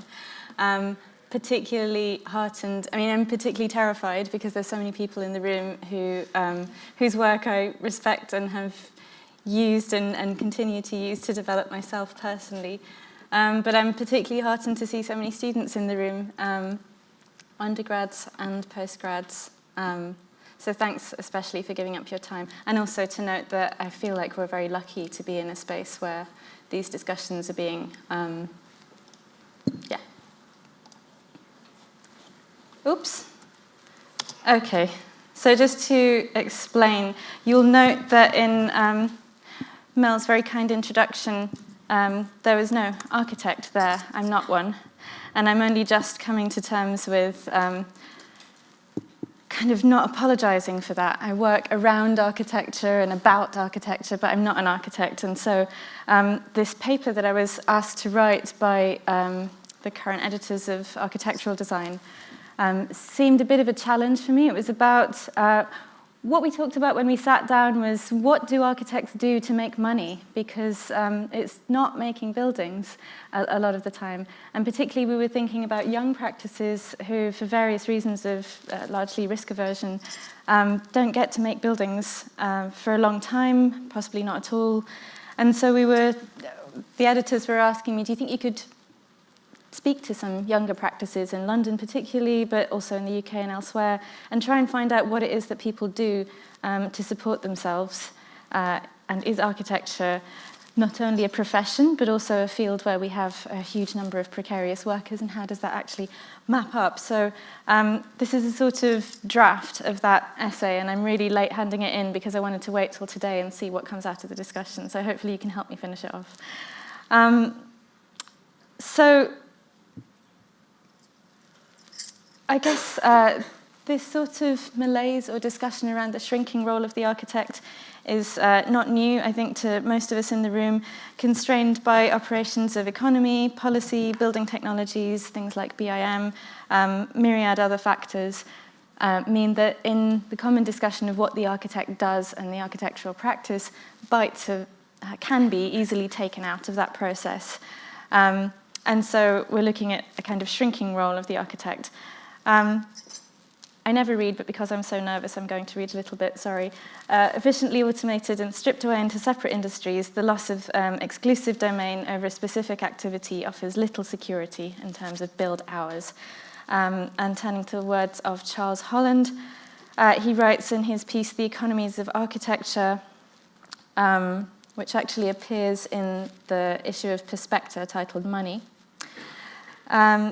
The resulting diversification, while offering a creative dynamic, also mirrors the fragmentation of an increasingly competitive marketplace. So just to kind of make it perhaps a segue from the last presentation, precarity in the architect's role and what we actually do is present and often discussed. But then, conversely, we also talk about the expansion of the architectural field. At the same time, the opportunity to exercise creative, moral, ethical, and artistic freedoms appears to be pushing certain practitioners to extend the field into social and community engagement, artwork, policy and governance, research, activism, and all sorts of other sort of tendrils outside of what we might consider the traditional role of architectural design. It's worth noting, although a lot of that stuff gets a lot of fanfare, it doesn't constitute the majority of the professional sphere in what most architectural firms are doing. Those who are successful in expanding this field are often feted as demonstrating a new agency for the discipline, but it's not the majority of architectural practitioners who are able to exercise that new agency. So some numbers. 2017 article in the RIBA Journal, the Royal Institute of British Architects Journal, paints a kind of complex but a pretty unrosy picture for architects. According to this study, average earnings, when adjusted for consumer inflation, are down for architects between 12% and 16%, albeit with nominal increase between 2016 and 2017. So this susceptibility to inflation leaves architects exposed, and low growth in nominal terms means that even if fees increase, partly due to increased competition and various other factors, it might not comfortably bolster earnings as such. And so to bear this out in historical real terms, the figures on the screen, the average male worker's salary has increased by about 25%, but the average male architect salary has increased less than 7%. So still an increase, but not consequent with the rest of work. So going into a slightly bigger picture, and I'm indebted to Peggy Deemer's book, which I highly recommend. There are different conceptions of work versus labour, and perhaps it's worth spending a couple of moments on this, thinking about how that affects the architectural profession. So without taking away from the success of individual initiatives expanding the profession, just to kind of concentrate on what's traditionally understood as the architect's role. So there's the perennial problem of whether architecture is a service industry, a creative field, or a commercial enterprise. And there are other options besides those three. But I guess thinking about whether in works in architecture we generally consider acts done or completed by people to achieve certain results, or whether we're talking about labour as in the efforts needed to achieve those results. It seems from talking to most people that I spoke to that when we talk about architectural works, we're talking about definable products almost, whether those are drawings that instruct a number of people how to make something, or whether they're intellectual positions. That might be considered an architectural work, whereas if we're talking about the labour, the day-to-day quotidian activities that we might be doing to achieve that work, it's something else. So I suppose what I'm saying is that the difference in terminology might point to a problematic framing of the architect at the subject of this paper and what we're talking about today.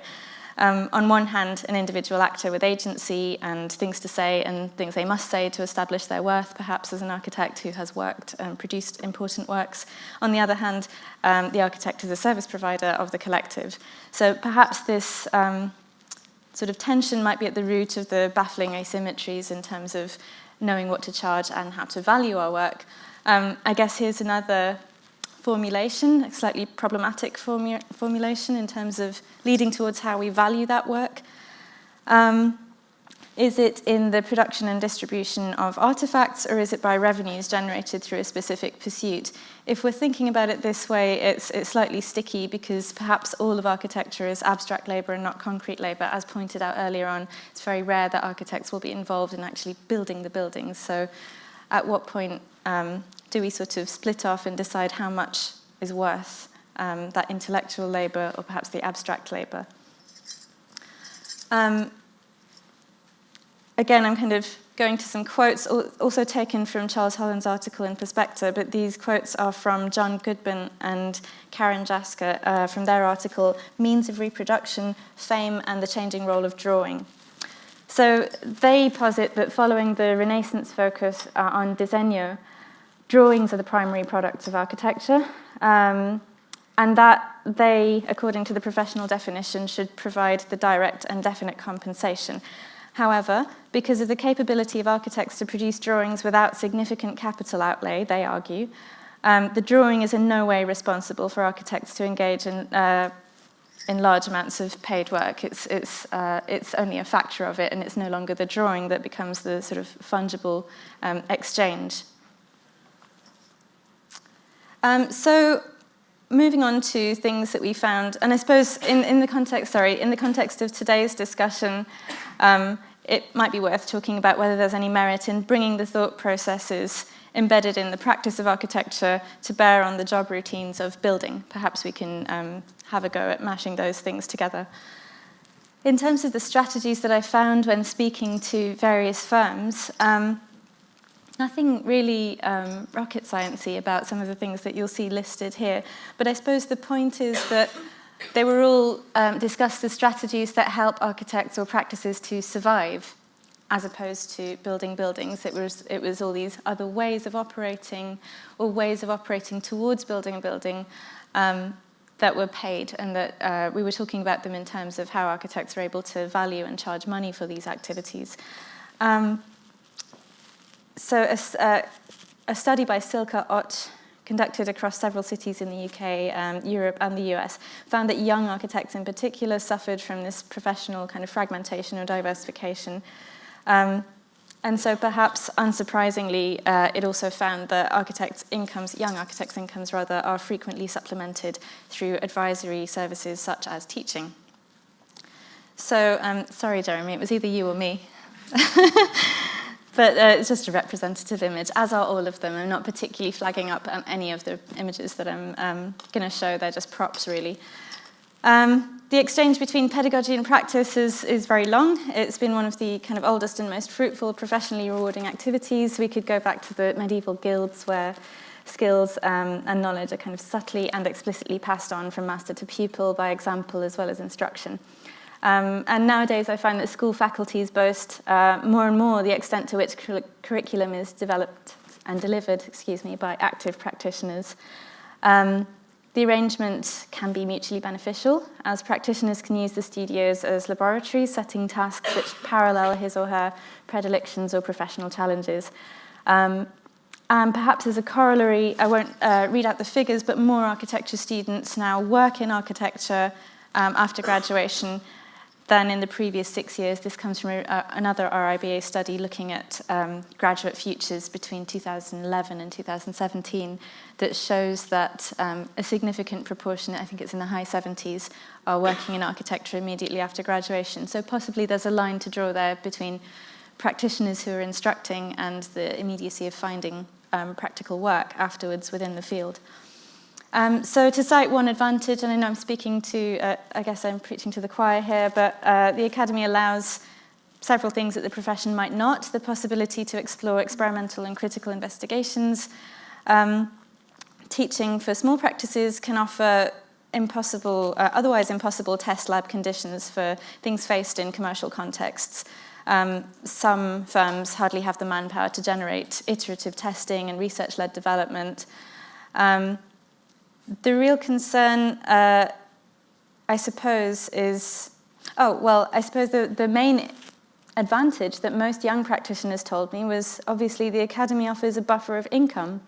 It's usually modest, at least in this country it's usually relatively modest, but it's blissfully regular. And this was the main drive for most of the young practitioners that I spoke to, not to disillusion any students in the room, but I suppose their point was, as long as we have that, then we can maybe survive while trying to pursue works towards perhaps eventually building one day. It can be a bit of a devil's bargain. That free test laboratory comes with very demanding, if charming, rats. And their high fees cause them to be increasingly demanding, and conditions can be very stringent, both for students and teachers. And although that pay might be regular, it comes with an attendant set of responsibilities that can actually drown the possibilities of pursuing practice, pursuing professional design practice. If you're teaching 3 days a week, it's actually quite hard in a small practice to maintain ongoing projects. Also, my interview subjects told me. So entrepreneurialism is the next aspect. Again, slightly jokey image here. This is Sam Jacobs' merch. Sam's planning an exhibition at the RIBA this summer, and I think in his first meeting with the RIBA, he said, by the way, we've got some merchandise and we'd like to have it in the shop. So I mean, already kind of entrepreneurial aspects, you can buy all of these things from their big cartel page. But it's not really, I'm not really talking about architects who design plank masking tape and things like that. I suppose entrepreneurialism runs through the core of extended professional activities. So there are other practices. For example, I mean, Architecture 00 are a very good example of a practice who has explicitly entrepreneurial subdivisions, almost furniture design, consultancy, etc., as well as built projects. And in my discussion about entrepreneurialism, I'll go back to that one, with the young practices that I was speaking to, education was something that they pointed towards. As financialized as schools and universities might be in terms of fees and pay and so on, the notion of financial management and how to value architectural labor is sorely underplayed in most schools, much to the disadvantage of graduates. So pedagogically speaking, it would suggest kind of expanding not only the field of practice, but in the field of architectural education to include some aspects of entrepreneurialism. Holly Lewis from We Made That pointed out, nobody in the first 6 years of education pointed out to me that we could run our own practice. And also kind of expanding on the entrepreneurial practices that they use, she says, we often use strategies more often seen in advertising, branding, and art practice, entrepreneurial attitudes to evaluating value, but also towards managerial strategies, maintaining teams, and so on. So the other thing that I would say is sort of entrepreneurial is that I spoke to several young practitioners who were attending lots of business-focused self-improvement courses almost, not architectural, art world, creative field, but very kind of hard-edged branding, advertising, marketing, and business-based courses. So that was interesting to me in terms of not what would normally, I don't think these courses would qualify as CPD, they're really outside of the architectural realm. The next slide is from the work produced by DSDHA. Now, DSDHA are not a small practice or kind of emerging practice. They're fairly medium-sized and interestingly have a fairly strong hand in running the London School of Architecture, where this notion of work and education is very much brought together. I won't go into that now. But the reason I spoke to them is because I'd heard, and it's true, that DSDHA are almost splitting their operations so that they can offer design services on one hand and independent freestanding research projects on the other. They found, according to Deborah, that clients were coming back to them saying, okay, well, you built us this building, what else do you do? And how else might you help us improve this, that, or the other? And so they decided that rather than kind of trying to fudge the company finances in order to pursue certain research directions, that they would actually have a separate entity almost within the practice and charge discrete amounts of money for pieces of research, which I thought was quite clever because obviously there's a huge amount of research that goes into every design bid, whether you get the work or not. And so the idea of actually being able to packaging and the nous to package that and sell that seemed to me a productive way of bolstering architectural income. So just reading from what she told me, we offer spatial strategies now as well as architecture, and it was interesting to me that she divided those two terms. Strategic thinking for space as chargeable service. A final note from David Kahn Architects on collective custom build. So collective custom build, again, it would take a little bit too much time to get into, but it's one of the mechanisms for self-build where an architect might be assisting a group of people in an advisory capacity. And he pointed to a problem there. The operation differs from traditional architect-client relationships because of shared risk. And at least in this country, there are no set legal frameworks, as there are in Germany and other places too. There's no vehicle for consensus on things that are necessarily shared. What that means for the architect is being prepared to take the risk of a different kind of relationship with a collective client rather than a single client, says David Kahn. And so they're trying to diversify, but finding legal frameworks are perhaps not on their side yet or not coming along at the same speed. Quickly going through specialization as another kind of strategy to make money. This is going back to the practice We Made That. I mean, more and more of the, as we discussed at the beginning, more and more parts of the architect's traditional operation can be specialized out, but that also offers the choice to specialize into something if you are a small practice. Partly owing to their personal sensibilities, partly owing to their very first project, over 95% of We Made That's work are public authority projects. And so I was curious to say, well, was that your choice? How do you maintain that? How do you make money if you insist? Because I know they get approached by private clients to say, would you do some analysis for us? And they say no most of the time. So I was curious to know how they manage that. And again, this seems to be a strategic move from them as a result of kind of cultivating by choice. They've now attained a position of established expertise in working with the public sector, so that gives them an advantage and allows them to now, at this point, charge slightly more and be sort of recognized for that experience. They've only achieved that by having, they were keen to point out that they've only achieved that option of specializing in public sector work because while they were operating as We Made That, they also had other paying jobs which supported them, which enabled them to make those choices, and they thought it was important that I make that clear to you. And just a very quick slide, Marx Barfield Architectural Practice, who are instrumental in developing the London Eye, developed their expertise technically to such a degree that it led them to propose other projects. And so perhaps bringing some of that entrepreneurial spirit, also propose other projects such as the world's first vertical moving observation tower at Brighton, the I-360, which I don't have an image of. Nearly there. The next one is collaboration. Of course, I'll be quite quick with this one because in architectural practice, collaboration is sort of embedded into everything that we do. But I suppose I was interested particularly to pick up on a quote from Lucy Carmichael, also from the RIBA. The point about collaboration is to getting into rooms where you otherwise might not be invited. And again, this was a sentiment that was echoed by Holly from We Made That. If we team up with the right people, how much above our weight can we punch? And that was the sort of motivation behind collaboration as opposed to normal kind of practical reasons for collaboration or even pleasurable reasons. It was really about trying to aim higher and get more money in a very explicitly venal sense. So I've chosen to discuss the work of Adam Nathaniel Furman in the piece. We don't need to dwell on it for too long here, but I mean, these works being displayed in these slides, it's from an installation in Milan last year.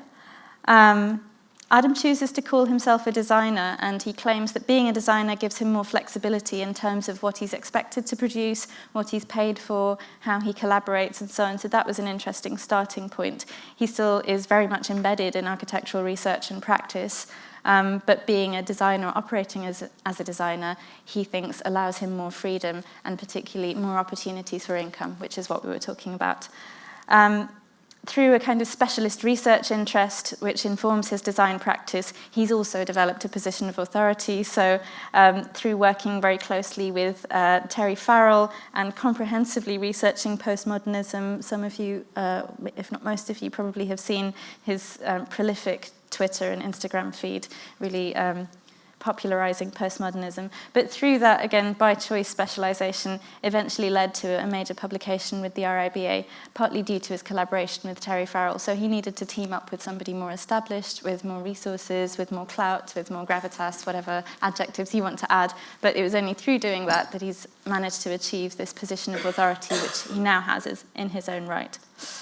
And I suppose last but not least, diversification.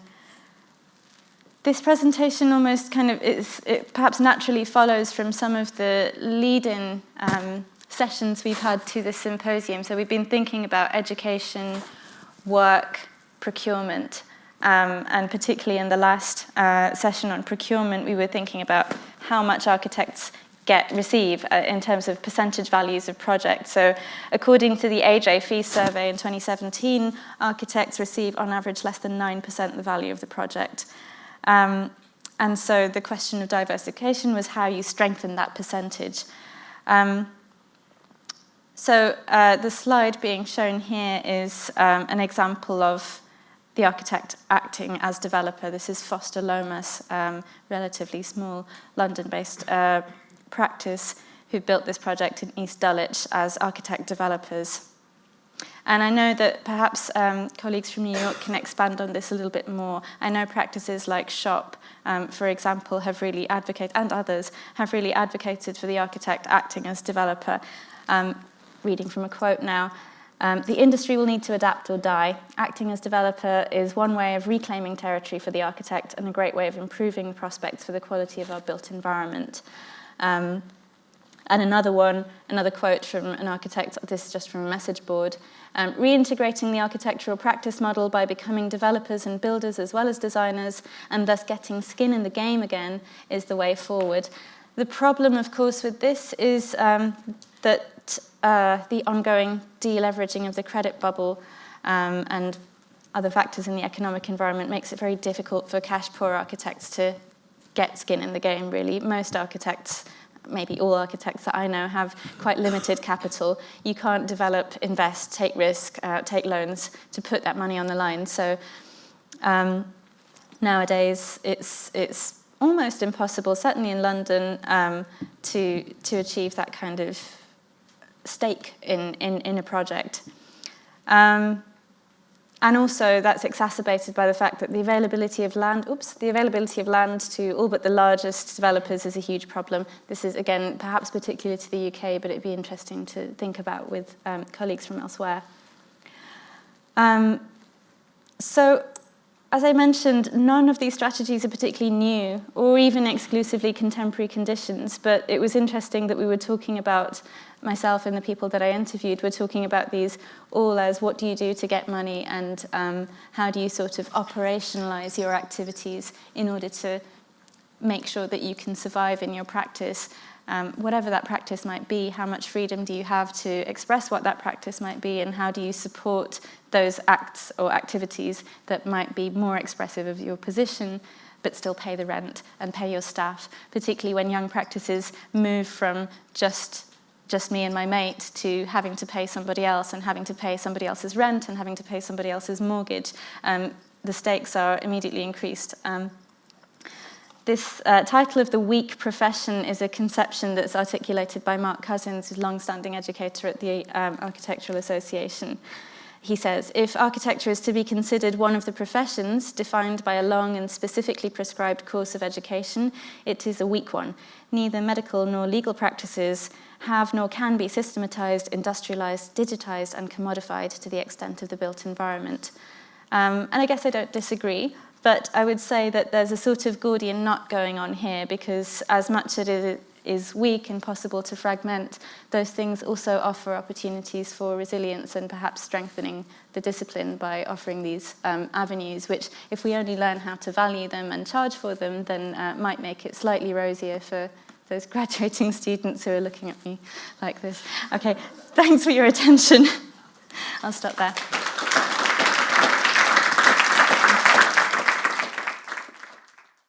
I really just wanted to introduce our chair, and that is Brendan Cormier. Brendan is a Canadian writer, curator and urban designer based in London. He's currently the lead curator of the 20th and 21st century design for the Sheku Partnership at the V&A Museum. Prior to this, he served as the managing editor of Volume magazine and regularly writes for various publications on architectural issues, including Mark, Domus, and Azure. So give him a warm round of applause, and thank you to all who have obediently sat on their sofas. Thanks, Mel. That was really kind. Reading the room slightly, and the previous talk, where there were already so many questions that wanted to be asked, and the limited amount of time that I have, I will just limit my own privilege of sitting in this chair to a few observations, and then one question, and then we'll open it up to the floor. So in listening to all these talks, I mean, a relatively challenging panel to kind of surmise, because we see things playing out at three different scales, let's say. So I'd imagine we're looking at kind of the relationship between labor and a vastly networked system external to practice itself. Then the relationship of labor, if I can kind of do a generalization, within an organization. And then the relationship of labor to oneself, and how one negotiates their own kind of path through architecture practice. With great pleasure, I always love to reference very bad Canadian independent movies from the 1990s. And one comes to mind, which is called The Cube. Anybody know it? The Cube is a sci-fi movie in which 8 people wake up inside a space and they find themselves actually trapped inside a maze, and they have to work out a puzzle, and it's gory and gruesome, and many people die.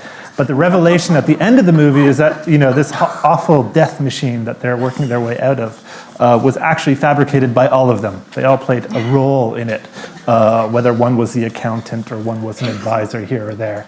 And that, in a kind of cynical way, is what we're all involved in architectural production. We create massive death machines, quite literally sometimes. And so, one of the issues that I think has come to light in this discussion today is this profound problem of the opacity of networked systems, that I know what I'm doing, you know what you're doing, but it's always very difficult to understand what each other is doing. And that seems to be the big challenge in working through these problems, is creating a kind of open communication of what that network system looks like. And that's why I think we see what a lot of these projects we've seen today are actually communication problems, trying to make transparent this opaque system. The other interesting thing that came to light for me, and that I find myself kind of implicit in, is the one strategy of sidestepping these knotty problems of networked systems, which is to either retreat, and I think, in Kadambari's presentation there was a slight mention of that, and it's very prevalent within design curating, which is to kind of put projects on a pedestal that have kind of retreated from international systems towards a more craft-based system. So we see a lot of architects running small practices where they make single-family homes or small buildings. They employ craft laborers. They kind of retreat back to simple systems. And we tend to put these projects on a pedestal. They're interesting projects, but they aren't the ones that are addressing these wicked problems. And I think that is something to pay attention to. Do we simply sidestep the issue altogether, or do we address these problems head on? And then finally, the last observation is this one that I, coming from a curatorial perspective, missed in a lot of these presentations, but I think adding this layer would be really beneficial, which would be to, bring this conversation also to a conversation beyond architecture to objects, because objects exist in the same kind of interesting network field where it's actually even more difficult to understand where everything is coming from, what the labor that goes into it is happening. And there are a lot of interesting projects that are playing out trying to address that. So you have communication projects which try to show that network again, or other projects like Bas van Abel's Fairphone, which tries to address the problem of smartphone production by creating an ethical object. So I think we have a lot to learn from the world of objects in terms of the world of producing ethical architecture.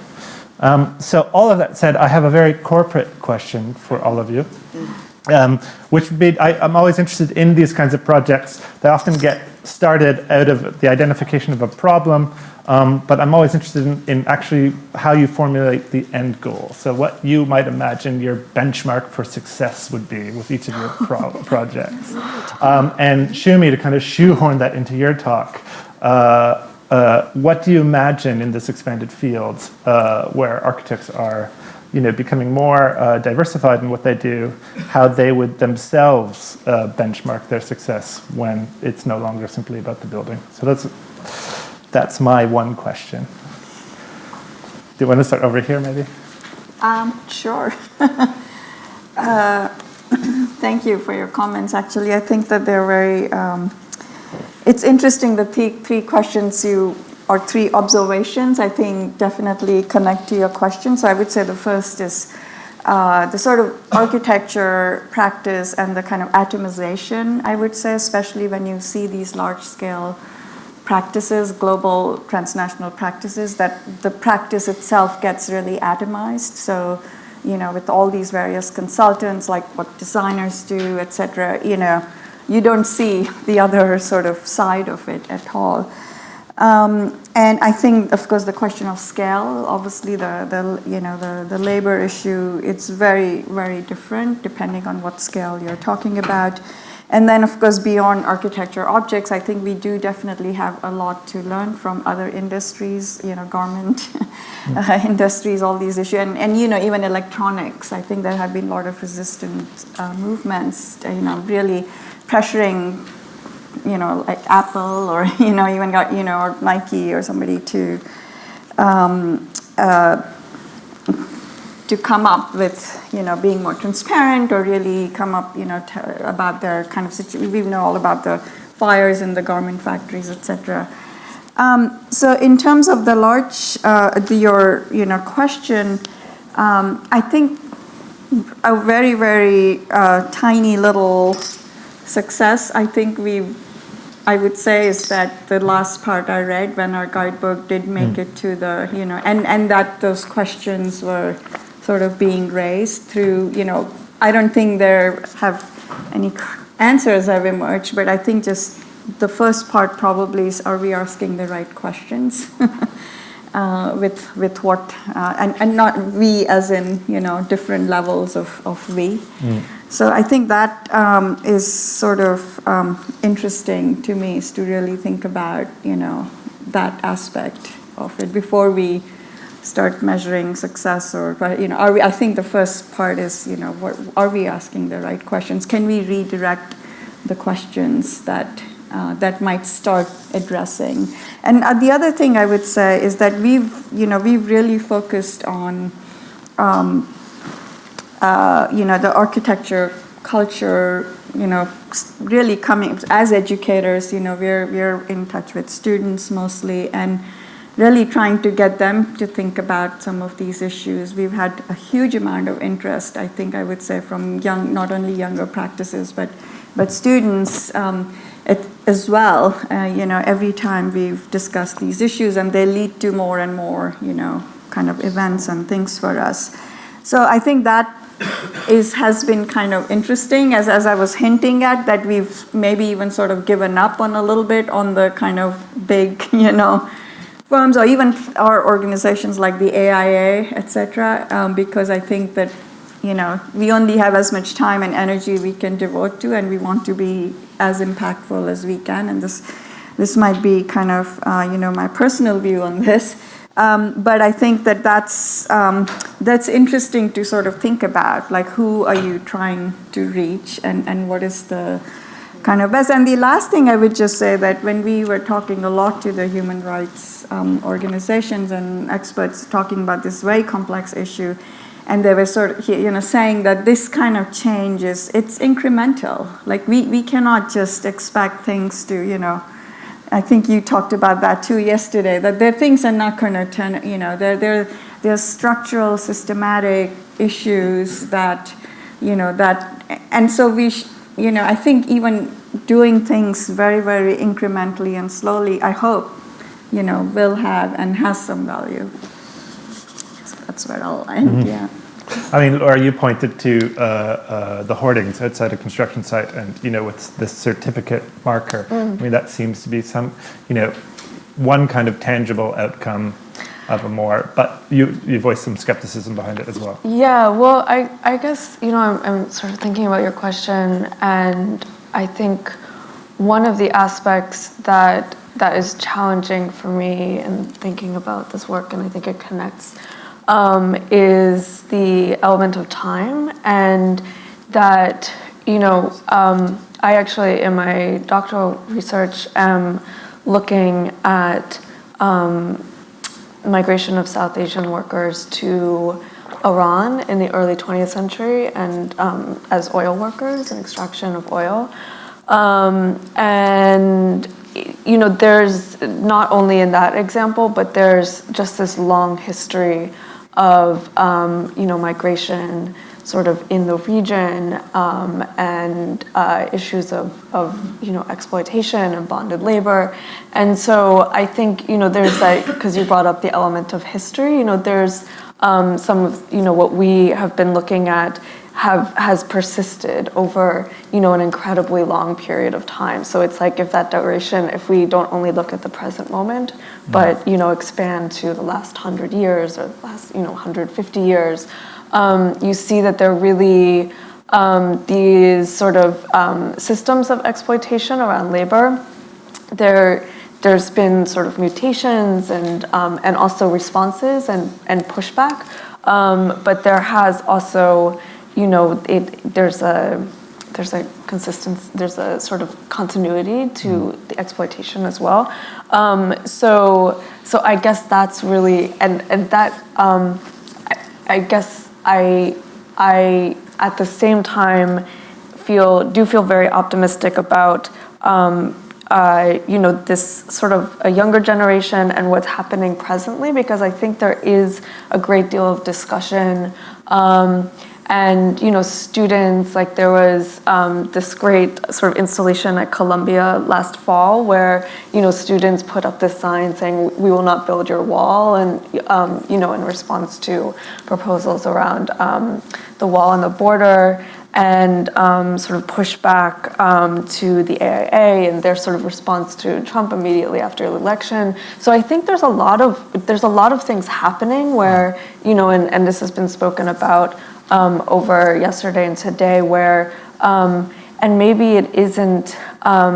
It's like incremental change, and it's also sort of maybe like building momentum to think about how these systems operate and our own involvement in them and our own responsibility, but then also just how we choose to engage. So yeah, that's not an answer to the benchmark question, but it's sort of like maybe where's the benchmark like over 100 years? Yeah, I mean, sort of how do you like what period of time are you thinking about for the benchmark? Well, I think, I mean, you point to the idea that also these labor relationships change, and so labor exploitation also changed. So to segue, maybe, you know, precarity is a kind of new-ish word to reflect the changing kind of way labor has been working in the last 20 years, maybe.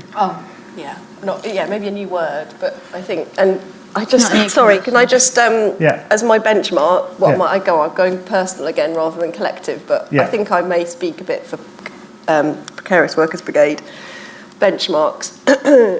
in the next year, 4 to 5 years, Corbyn will be in power. Debt will be collectivised rather than individualised, so there will be no student fees. There'll be a universal basic income, so we'll all have time to practice cultural democracy, meaning that Precarious Workers Brigade won't have to exist, nor will architects or artists. And those are a few things on my list. I think just to correct the course slightly, when I asked the question, I'm very much interested in, and this might be interesting for students, is that when you start a project, from the level of the personal project, you start it to address a problem. And then often what happens is that there is no clearly defined end goal to that project. So what you get is kind of project drift or project evolution. So I'm more interested in kind of how one defines, if that even is a thing that you've tried to do, is sit down and say, you know, at what point can we actually say this project has been completed? Well, I think we're very explicit. We say that the project will be completed when precarity ends. Yeah, there, voila. So it's quite straightforward in that regard. But I think apropos to your question about the object, this is really interesting in reference to Precarious Workers Brigade, because something we weren't able to dig into for reasons related to time is how it was that we kind of were galvanized at that particular juncture and what the triggers were for this. And actually, it was the invitation from the ICA to be part of their season of dissent, right? So in terms of, so the idea is, you know, that some other cultural institutions do programming where they put on display people or objects or other phenomena. I guess for us, that is really problematic, and increasingly so. So to say, actually, we won't be your political content, thank you very much.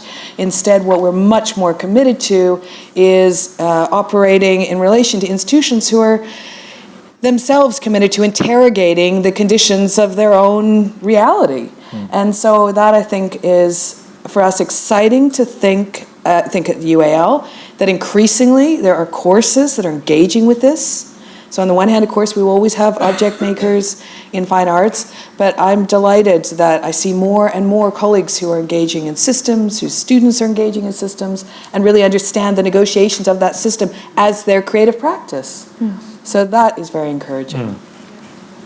That's a really kind segue, actually, because I guess that's the basis of what I was going to say myself. But before I do that, it'd be nice, I don't know if this is a bit cheeky, but it'd be nice to hear a bit about the object fetish, and particularly the political content of the object fetish in terms of international museum pedestals and displays from you, Brendan. I don't know if you're able to talk about how far that's possible and whether it's different doing it in China than it is here, for example, but I know I'm being cheeky and reversing roles. So before I do that, I guess the words that I wrote down were to be able to navigate, and then there are brackets, without fear. And I think I was thinking about being able to navigate your role, as we were talking about self-actualization and what your professional role is and what you are as an architect or an architectural practitioner, to be able to navigate that role without fear, because obviously we equip students with such a broad set of tools and discourses and equipments that there are lots of different fields that they could go into. But the thing that I have put in brackets is the word value, so to be able to navigate value without fear, to be able to feel like as an architect you have the opportunity to practice in various different ways and get paid for it and be able to make a living for it. I think that's the fear perhaps underlying the precarity thing as well. So in terms of a measure of success or benchmark, what would be nice to see is architectural practitioners being able to do that. Now, I don't think that's an entirely internal problem. I think it's also, you know, how many people at large, and I know I'm generalizing in a very patronizing way, know what architects do and can do. And I think when that expands and becomes more transparent, to use your point, then perhaps it might be easier for practitioners to charge, for clients to come forward and ask for different services, which might allow people to survive while doing what they do. A couple of students outside over a cigarette, we were talking about how often the refrain in architecture is that we don't do it to make money, we make money so that we can do the things that we love.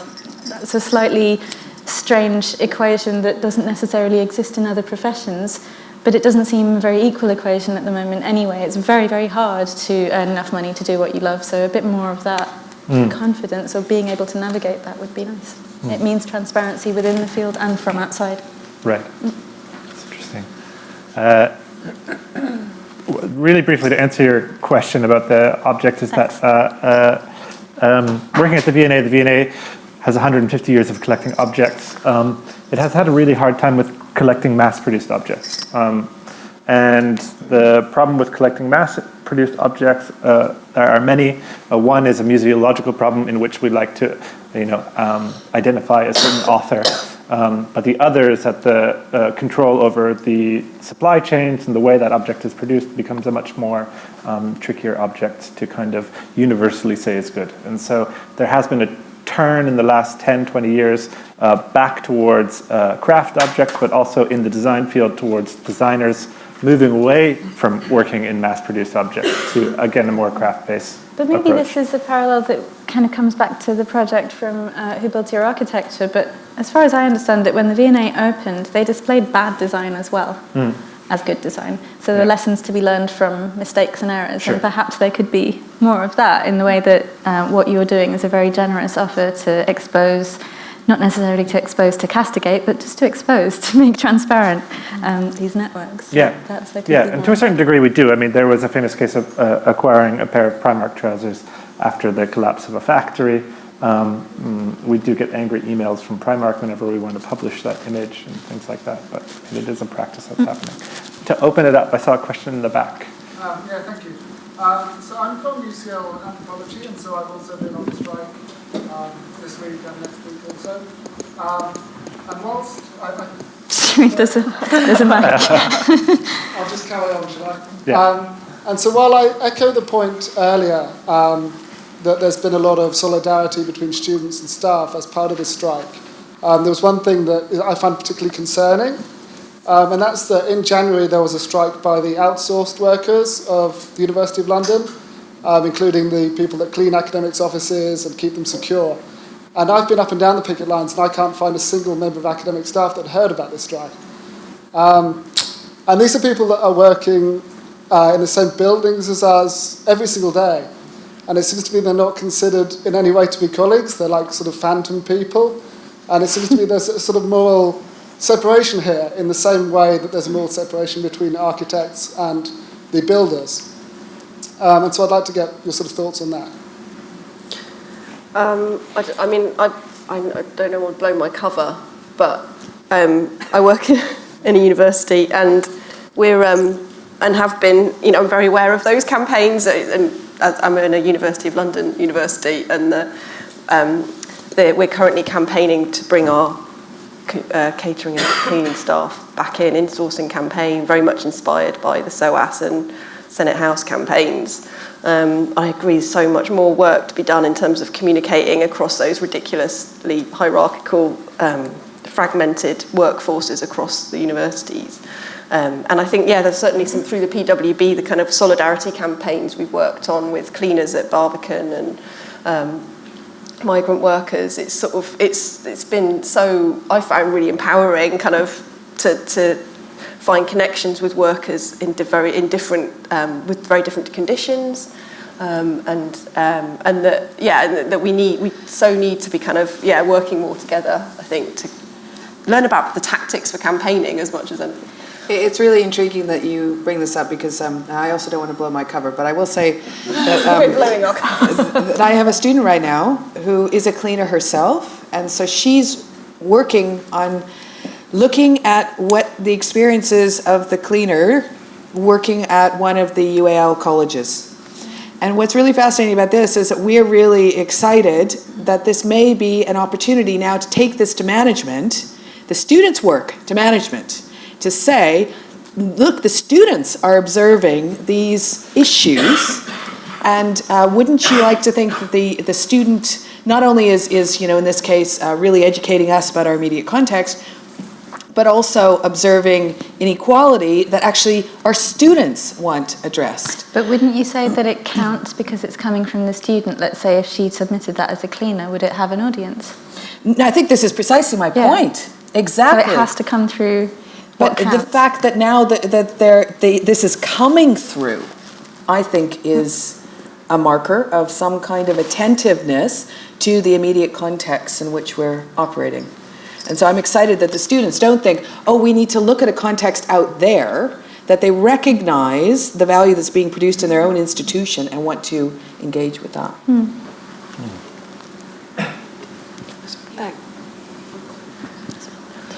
Somebody over there had a hand up ages ago. Over there. I wanted to make a comment about that. Precise.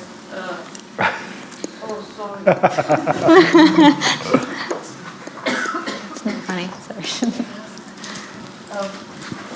What I find really interesting about your question and the answers is that not only in this seminar, but in the previous sessions from the fundamentals, the discussion has been largely focused on how we build and how and all the systems that are behind or interwoven in the building as a very relevant part of our profession. But after the object is there, a process of maintenance becomes really relevant and kickstarts. And that is post-architectural delivery. This is something that happens once the whole workers' force, in terms of builders, retreats, finishes work, and then we have a brigade of maintenance workers. And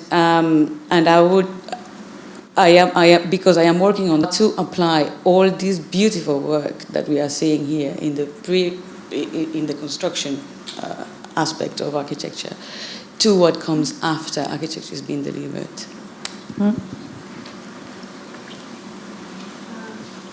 There's a guy back there has been waiting for ages. Yeah, maybe just while we're waiting for the mic to move, to precisely frame this in terms of social reproduction. So how are these structures, these built environments, how do they reproduce themselves through things like cleaning? And one of the observations that's been made is that, for instance, the cleaners think that our students are very disrespectful. And do the students actually even, how aware are they of that? And how much more powerful will it be for that to come from their peer than to come from their tutors? So I actually teach at a different university, at East London University. I teach architecture to first-year students, and all of my students, without exception, desperate for a job. They're absolutely desperate to get experience within architectural practice. And they're in first year. So if I talk to people who are principals in practice or work within architectural practice and say, hey, I've got these first years, they really want a job. Could you give them a, even London living wage job for a month over the summer? And they say, no, it costs too much for us to have someone to mentor this student within the office. So I have to go back to my students and say, sorry, I can't actually find anyone who will employ you. And that means that they go and carry on doing the jobs that they are doing now, which is driving for Tesco, delivering your shopping, you know, working in the chicken shop in Enfield, right? So I feel like there's another conversation here where you're saying, like, actually, we think these people, we think everyone should be paid for what they're doing, but there's also a reluctance from within the profession to give the students the attention that they need to bring them up to that level where they can be a functional part of the industry, and that kind of relates back to what people were saying yesterday about architects being fundamentally risk averse.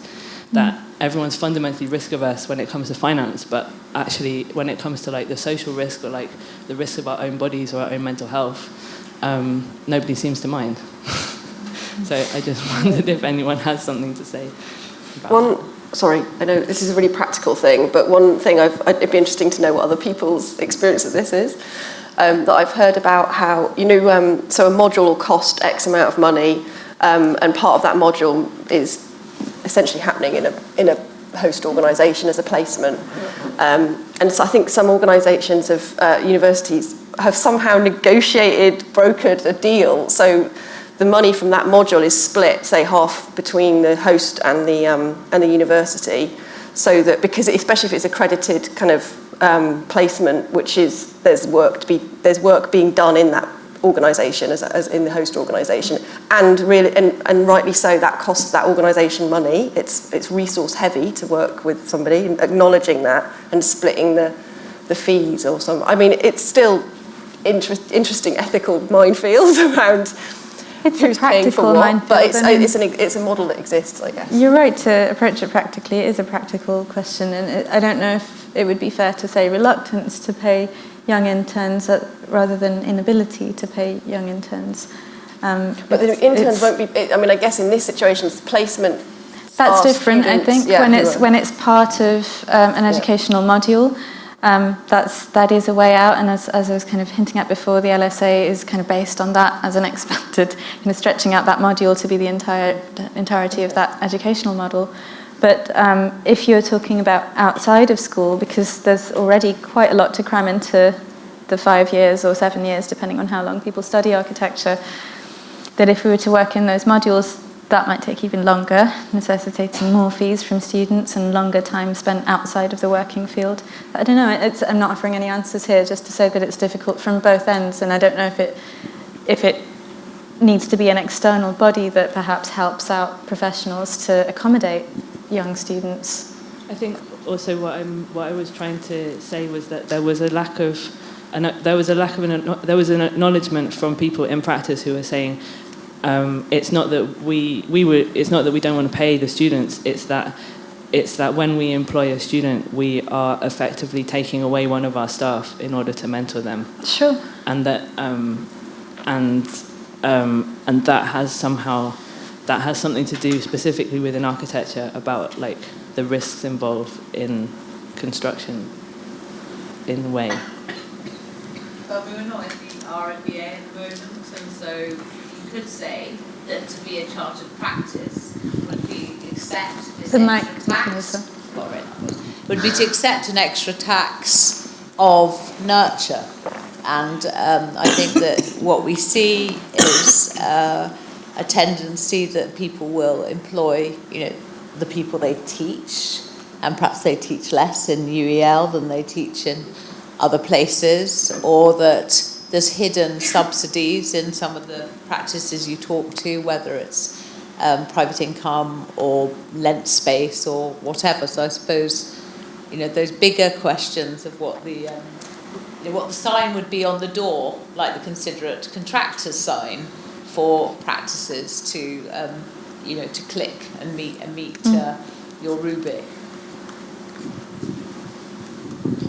I wanted to make a comment about power relations within these industries we're talking about, and I'm really intrigued by this issue that crops up around the strike that's going on in academia, because In architecture, we don't really have any kind of representative unions for labour relations, and we know that internships are very prevalent. And I'm quite intrigued by that. And our institute, REBA, doesn't see itself as a kind of union either. And I'm very sort of alert to the way in which small practice, which I've worked in most of my life, is in a way a very precarious situation to be in, especially the kind of work that we do, which is with local authorities who are in their own way quite oppressive in the fee bargaining that they enact all the time. And actually, I'm just laughing at Shumi's statistics about 9% of the construction project. We're lucky if we get 3, for a housing project. And, it's a race to the bottom, and that affects the quality of the built environment, blah, blah, blah. Anyway, but I'm really, so that's the world that I operate in, and we try very hard within those quite constrained circumstances to not oppress employees and ourselves and make, accommodation with how much we spend on rent and so on in order to do that. So there's a bigger context out there, but I'm very intrigued and I want to nuance the conversation a little bit around different kinds of practice, because we know that in the UK, and I suspect this is really relatively typical in the West, about 80% of practices are sort of 1- and 2-man bands. So it's a tiny, tiny, very fragmented set of organisations, and we all know what happens under divide and rule. That's what's going on with small practices in architecture. There are lots of big firms. Actually, there are relatively few big firms in the UK, and the most successful ones are doing very well, thank you very much. So it's a very divided picture, I think, and I do think we need to nuance that. Then there are the global architects who are operating in the way that Kadambari was talking about. And I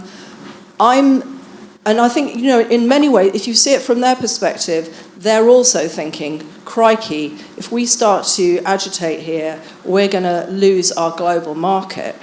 But I think it's really disappointing that those people who are really in the spotlight because they have this PR profile, which is global, don't take more stance on that issue, because we at the bottom of the food chain, this is where it all comes together, we at the bottom of the food chain have very, very little room for manoeuvre. So we do what we can within straitened circumstances. But the bigger guys actually have more clout. They have a very high public profile. They could make a stand, and they should be doing that, because actually that could affect the way that everybody thinks about our profession. And actually, I just want to say this as the last point. When anybody uses the word architect, it's always, the architect of destruction, the architect of this horrible thing that happened, the architect. It's very, very rarely used in a positive way. And if the big practices were to operate, I think, in a more ethical way, actually that word could get transformed into something positive rather than very negative. Thank you for those observations. If I could just respond to a couple of things there. In terms of the big firms, I think there are models perhaps to look at other professions, and I think I've always been intrigued by big law firms. The big law firms, I don't exactly know the structure of it, but they do a lot of quote-unquote pro bono work. And the pro bono work they do is, giving legal aid services to people, and they might, I think in their professional sort of documents, they are sort of required to do pro bono work. And this is pro bono, and I'm advocating not that as something that, smaller practices could do for free, etc. But the large firms actually have the kind of capital, that it's in, that they can invest sort of back into the discipline and into the profession, but where, things that they can. So I think that it could be interesting for big firms to look at these sort of other models of, potentially learning from other disciplines. The issue around internships, I think that you raise is interesting. It also gets, with students in the US context, even more complex, perhaps, the cultural differences between international students, which I know probably there are a lot of international students in London here too, and of course US students, and in terms of these looking for internships, etc., because their visas, they have this 1 year of extended visa that they can stay as students, but they can work, if they have a job. So they have it's called practical training, and often those students, end up working for free because they're just trying to extend their internship so that they can stay for the extra year. So I think, of course, as an educator, we really encourage our students not to work for free, and recognizing some of the issues you're bringing up for smaller, medium practices. I think there are a lot of different ways to compensate than just monetary compensation, and I think that's something also should be looked at. And Shumi, your presentation was really excellent, I think, in terms of the aspects of monetization that are sort of built around different, and how we even think of value, etc. But I think that there are other ways, I think, to think about compensations that can work on these kind of nuanced differences between the scales of practices, but also from the other, and the students, the kind of constraints they have around their own lives and where they're working. Just very quickly, apropos to this question of how to mobilize in some ways, how to organize and how to make change. It's worth thinking, I guess, maybe to just raise this in reference to the letters that you were showing us, because one of the really effective strategies that PWB has used is to write open letters to institutions who are demonstrating exploitative work practices. So these letters are published online as soon as they're sent. So the whole process is transparent, and as a way to overcome the atomization of these small cultural producers, we collectivize and sign the letter as Precarious Workers Brigade. So it's an open letter that is signed collectively, and then we publish the response, whatever response we get. And I am astounded at how effective this is, to actually call these institutions on their practices in a very professional manner, but with the express purpose of making the exchange transparent, so that institutions can, hopefully appreciate that there is a capacity to do better, and that, by the way, some of them are. So I think to foster that kind of culture is also exciting, and just to really underscore that if we waited for these institutions, these big institutions, to change, I think we'd be waiting for a very long time. But if we say, as precarious workers, we can collectivize and anonymize and then demand change from that position using this very practical strategy, that's, I think, a way to move forward. And I wondered if you thought about using, making basically your letter, which we are seeing here redacted and anonymized in a very different way, if you thought about sort of writing open letters where the process was much more transparent. Yeah, that was a letter written to me, but yeah, I think I'm all for transparency and kind of, in other contexts, with that specific letter, there are other, because I'm sent an email. Maybe I've been an architect for too long, looking at all the liability issues that, one reading all these contracts, I don't do that anymore. But when you do get emails with things that, say you're not supposed to distribute, it's a private communication. Yes, of course. And so, I think there are issues of privacy here that I also respect and want to respect for people, who've.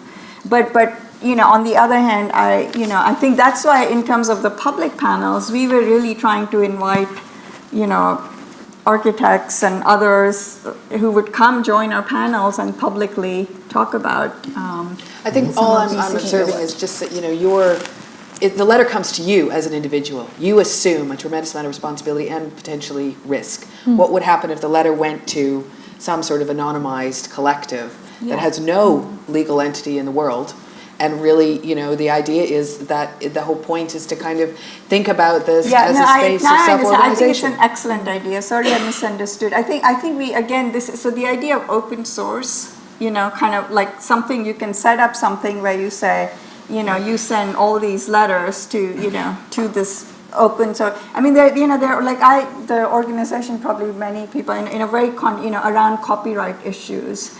The Creative Commons, I think, is a fantastic example that has a public, or art. So there are a lot of now image archives that are, that are really making images freely available, certain, in the public domain. I mean, these are the kind of things we can start talking about. What's a public domain? What's an open source? What kind of things? And you're absolutely right that those kind of, maybe in the interest of sort of increasing transparency and really making these things visible, those structures would be fantastic. I mean, I applaud that idea, yeah. But to just get briefly back to the idea of an open letter, let's say, I mean, we had in the past, Jean Nouvel was accused, Zaha Hadid was accused of these labor practices, and we're able to generally shrug it off in more or less insulting tones. And that seems to be unique to the architecture practice, or to this specific relationship of the architect with that building and that development, whereas an open letter of such a nature to another corporation would have been taken much more seriously. Why do you think that is? Why do you think architects can shrug these things off slightly more easily? Power. I think also the architect doesn't have the power in that situation. I feel like it's not a satisfactory answer, but there's a sort of hedging behind the development and the client. I mean, you could say, well, then refuse the job, but that's unlikely and unusual. Unlikely. Yeah, go ahead. No, I think part of it also has to do with the contractual relationships and the way that they're set up. And so, Zaha Hadid, when she said, I have nothing to do with the workers, actually the way that, and this is something that we did in the guidebook, was sort of diagram out, the architect's relationship to the client and then to subcontractors and where the workers are. And so that's part of also like looking at the AIA Code of Ethics and thinking about, I think it's really like Zaha Hadid and Jean Nouvel can continue to answer that way until those more professional relationships are changed. So it's like working at that level. Exactly, it sounds callous, but it also is literally kind of true that she doesn't have anything to do with who's contracted. And you might say, well, why don't you insist on that in projects? And that's a different question. But I just find it ironic that we're all talking about systemic change, much larger than the profession of architecture alone, but the contingent or attendant industries that affect it. And yet, going back to Sarah's point about terminology, when the term architect is used, there's a tremendous amount of control that's implied in that. The architect of a project is the one who's in charge of how it runs. And it's just ironic how far that is from the reality. We have time for one or two more questions, and then over here. Yeah.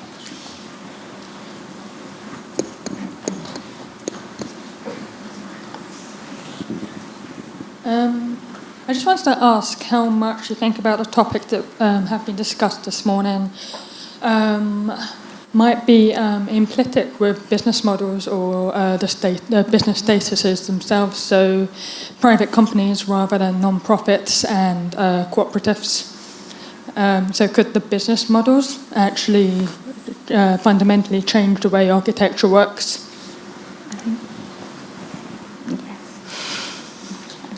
Shumi, that's yours. Only yes, that's what I was going to say.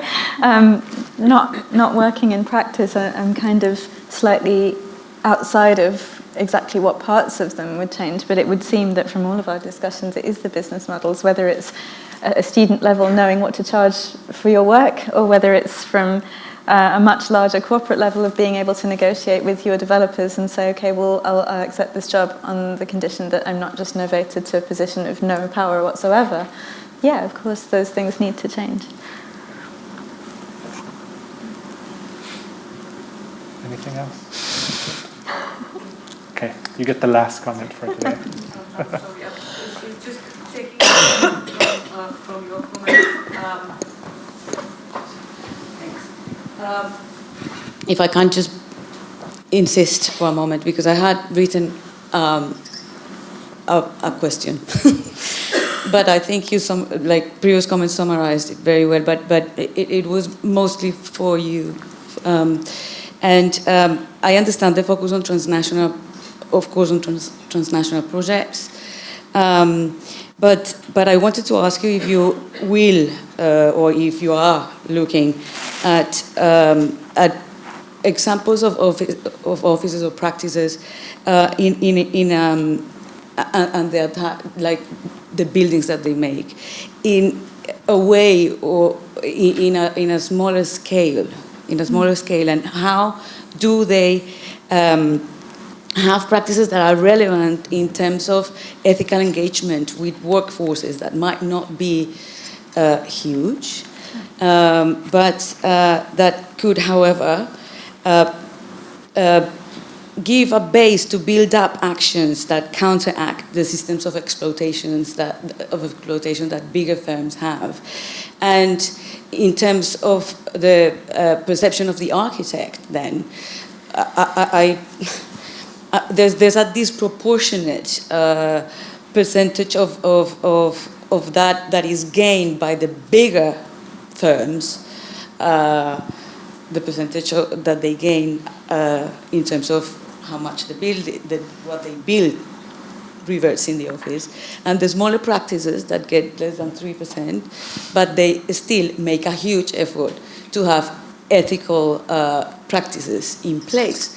So, are you working on the visibility of these kind of smaller practices and the work they do? Yeah, no, I think we're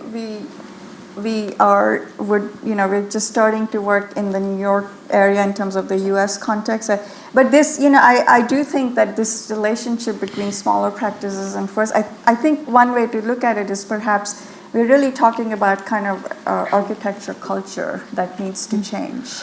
We need, it's kind of more of a cultural question, and I think that the smaller practices can, in a way, put pressure onto the bigger. But as it happens in design, I feel like, the experimental design, often goes from,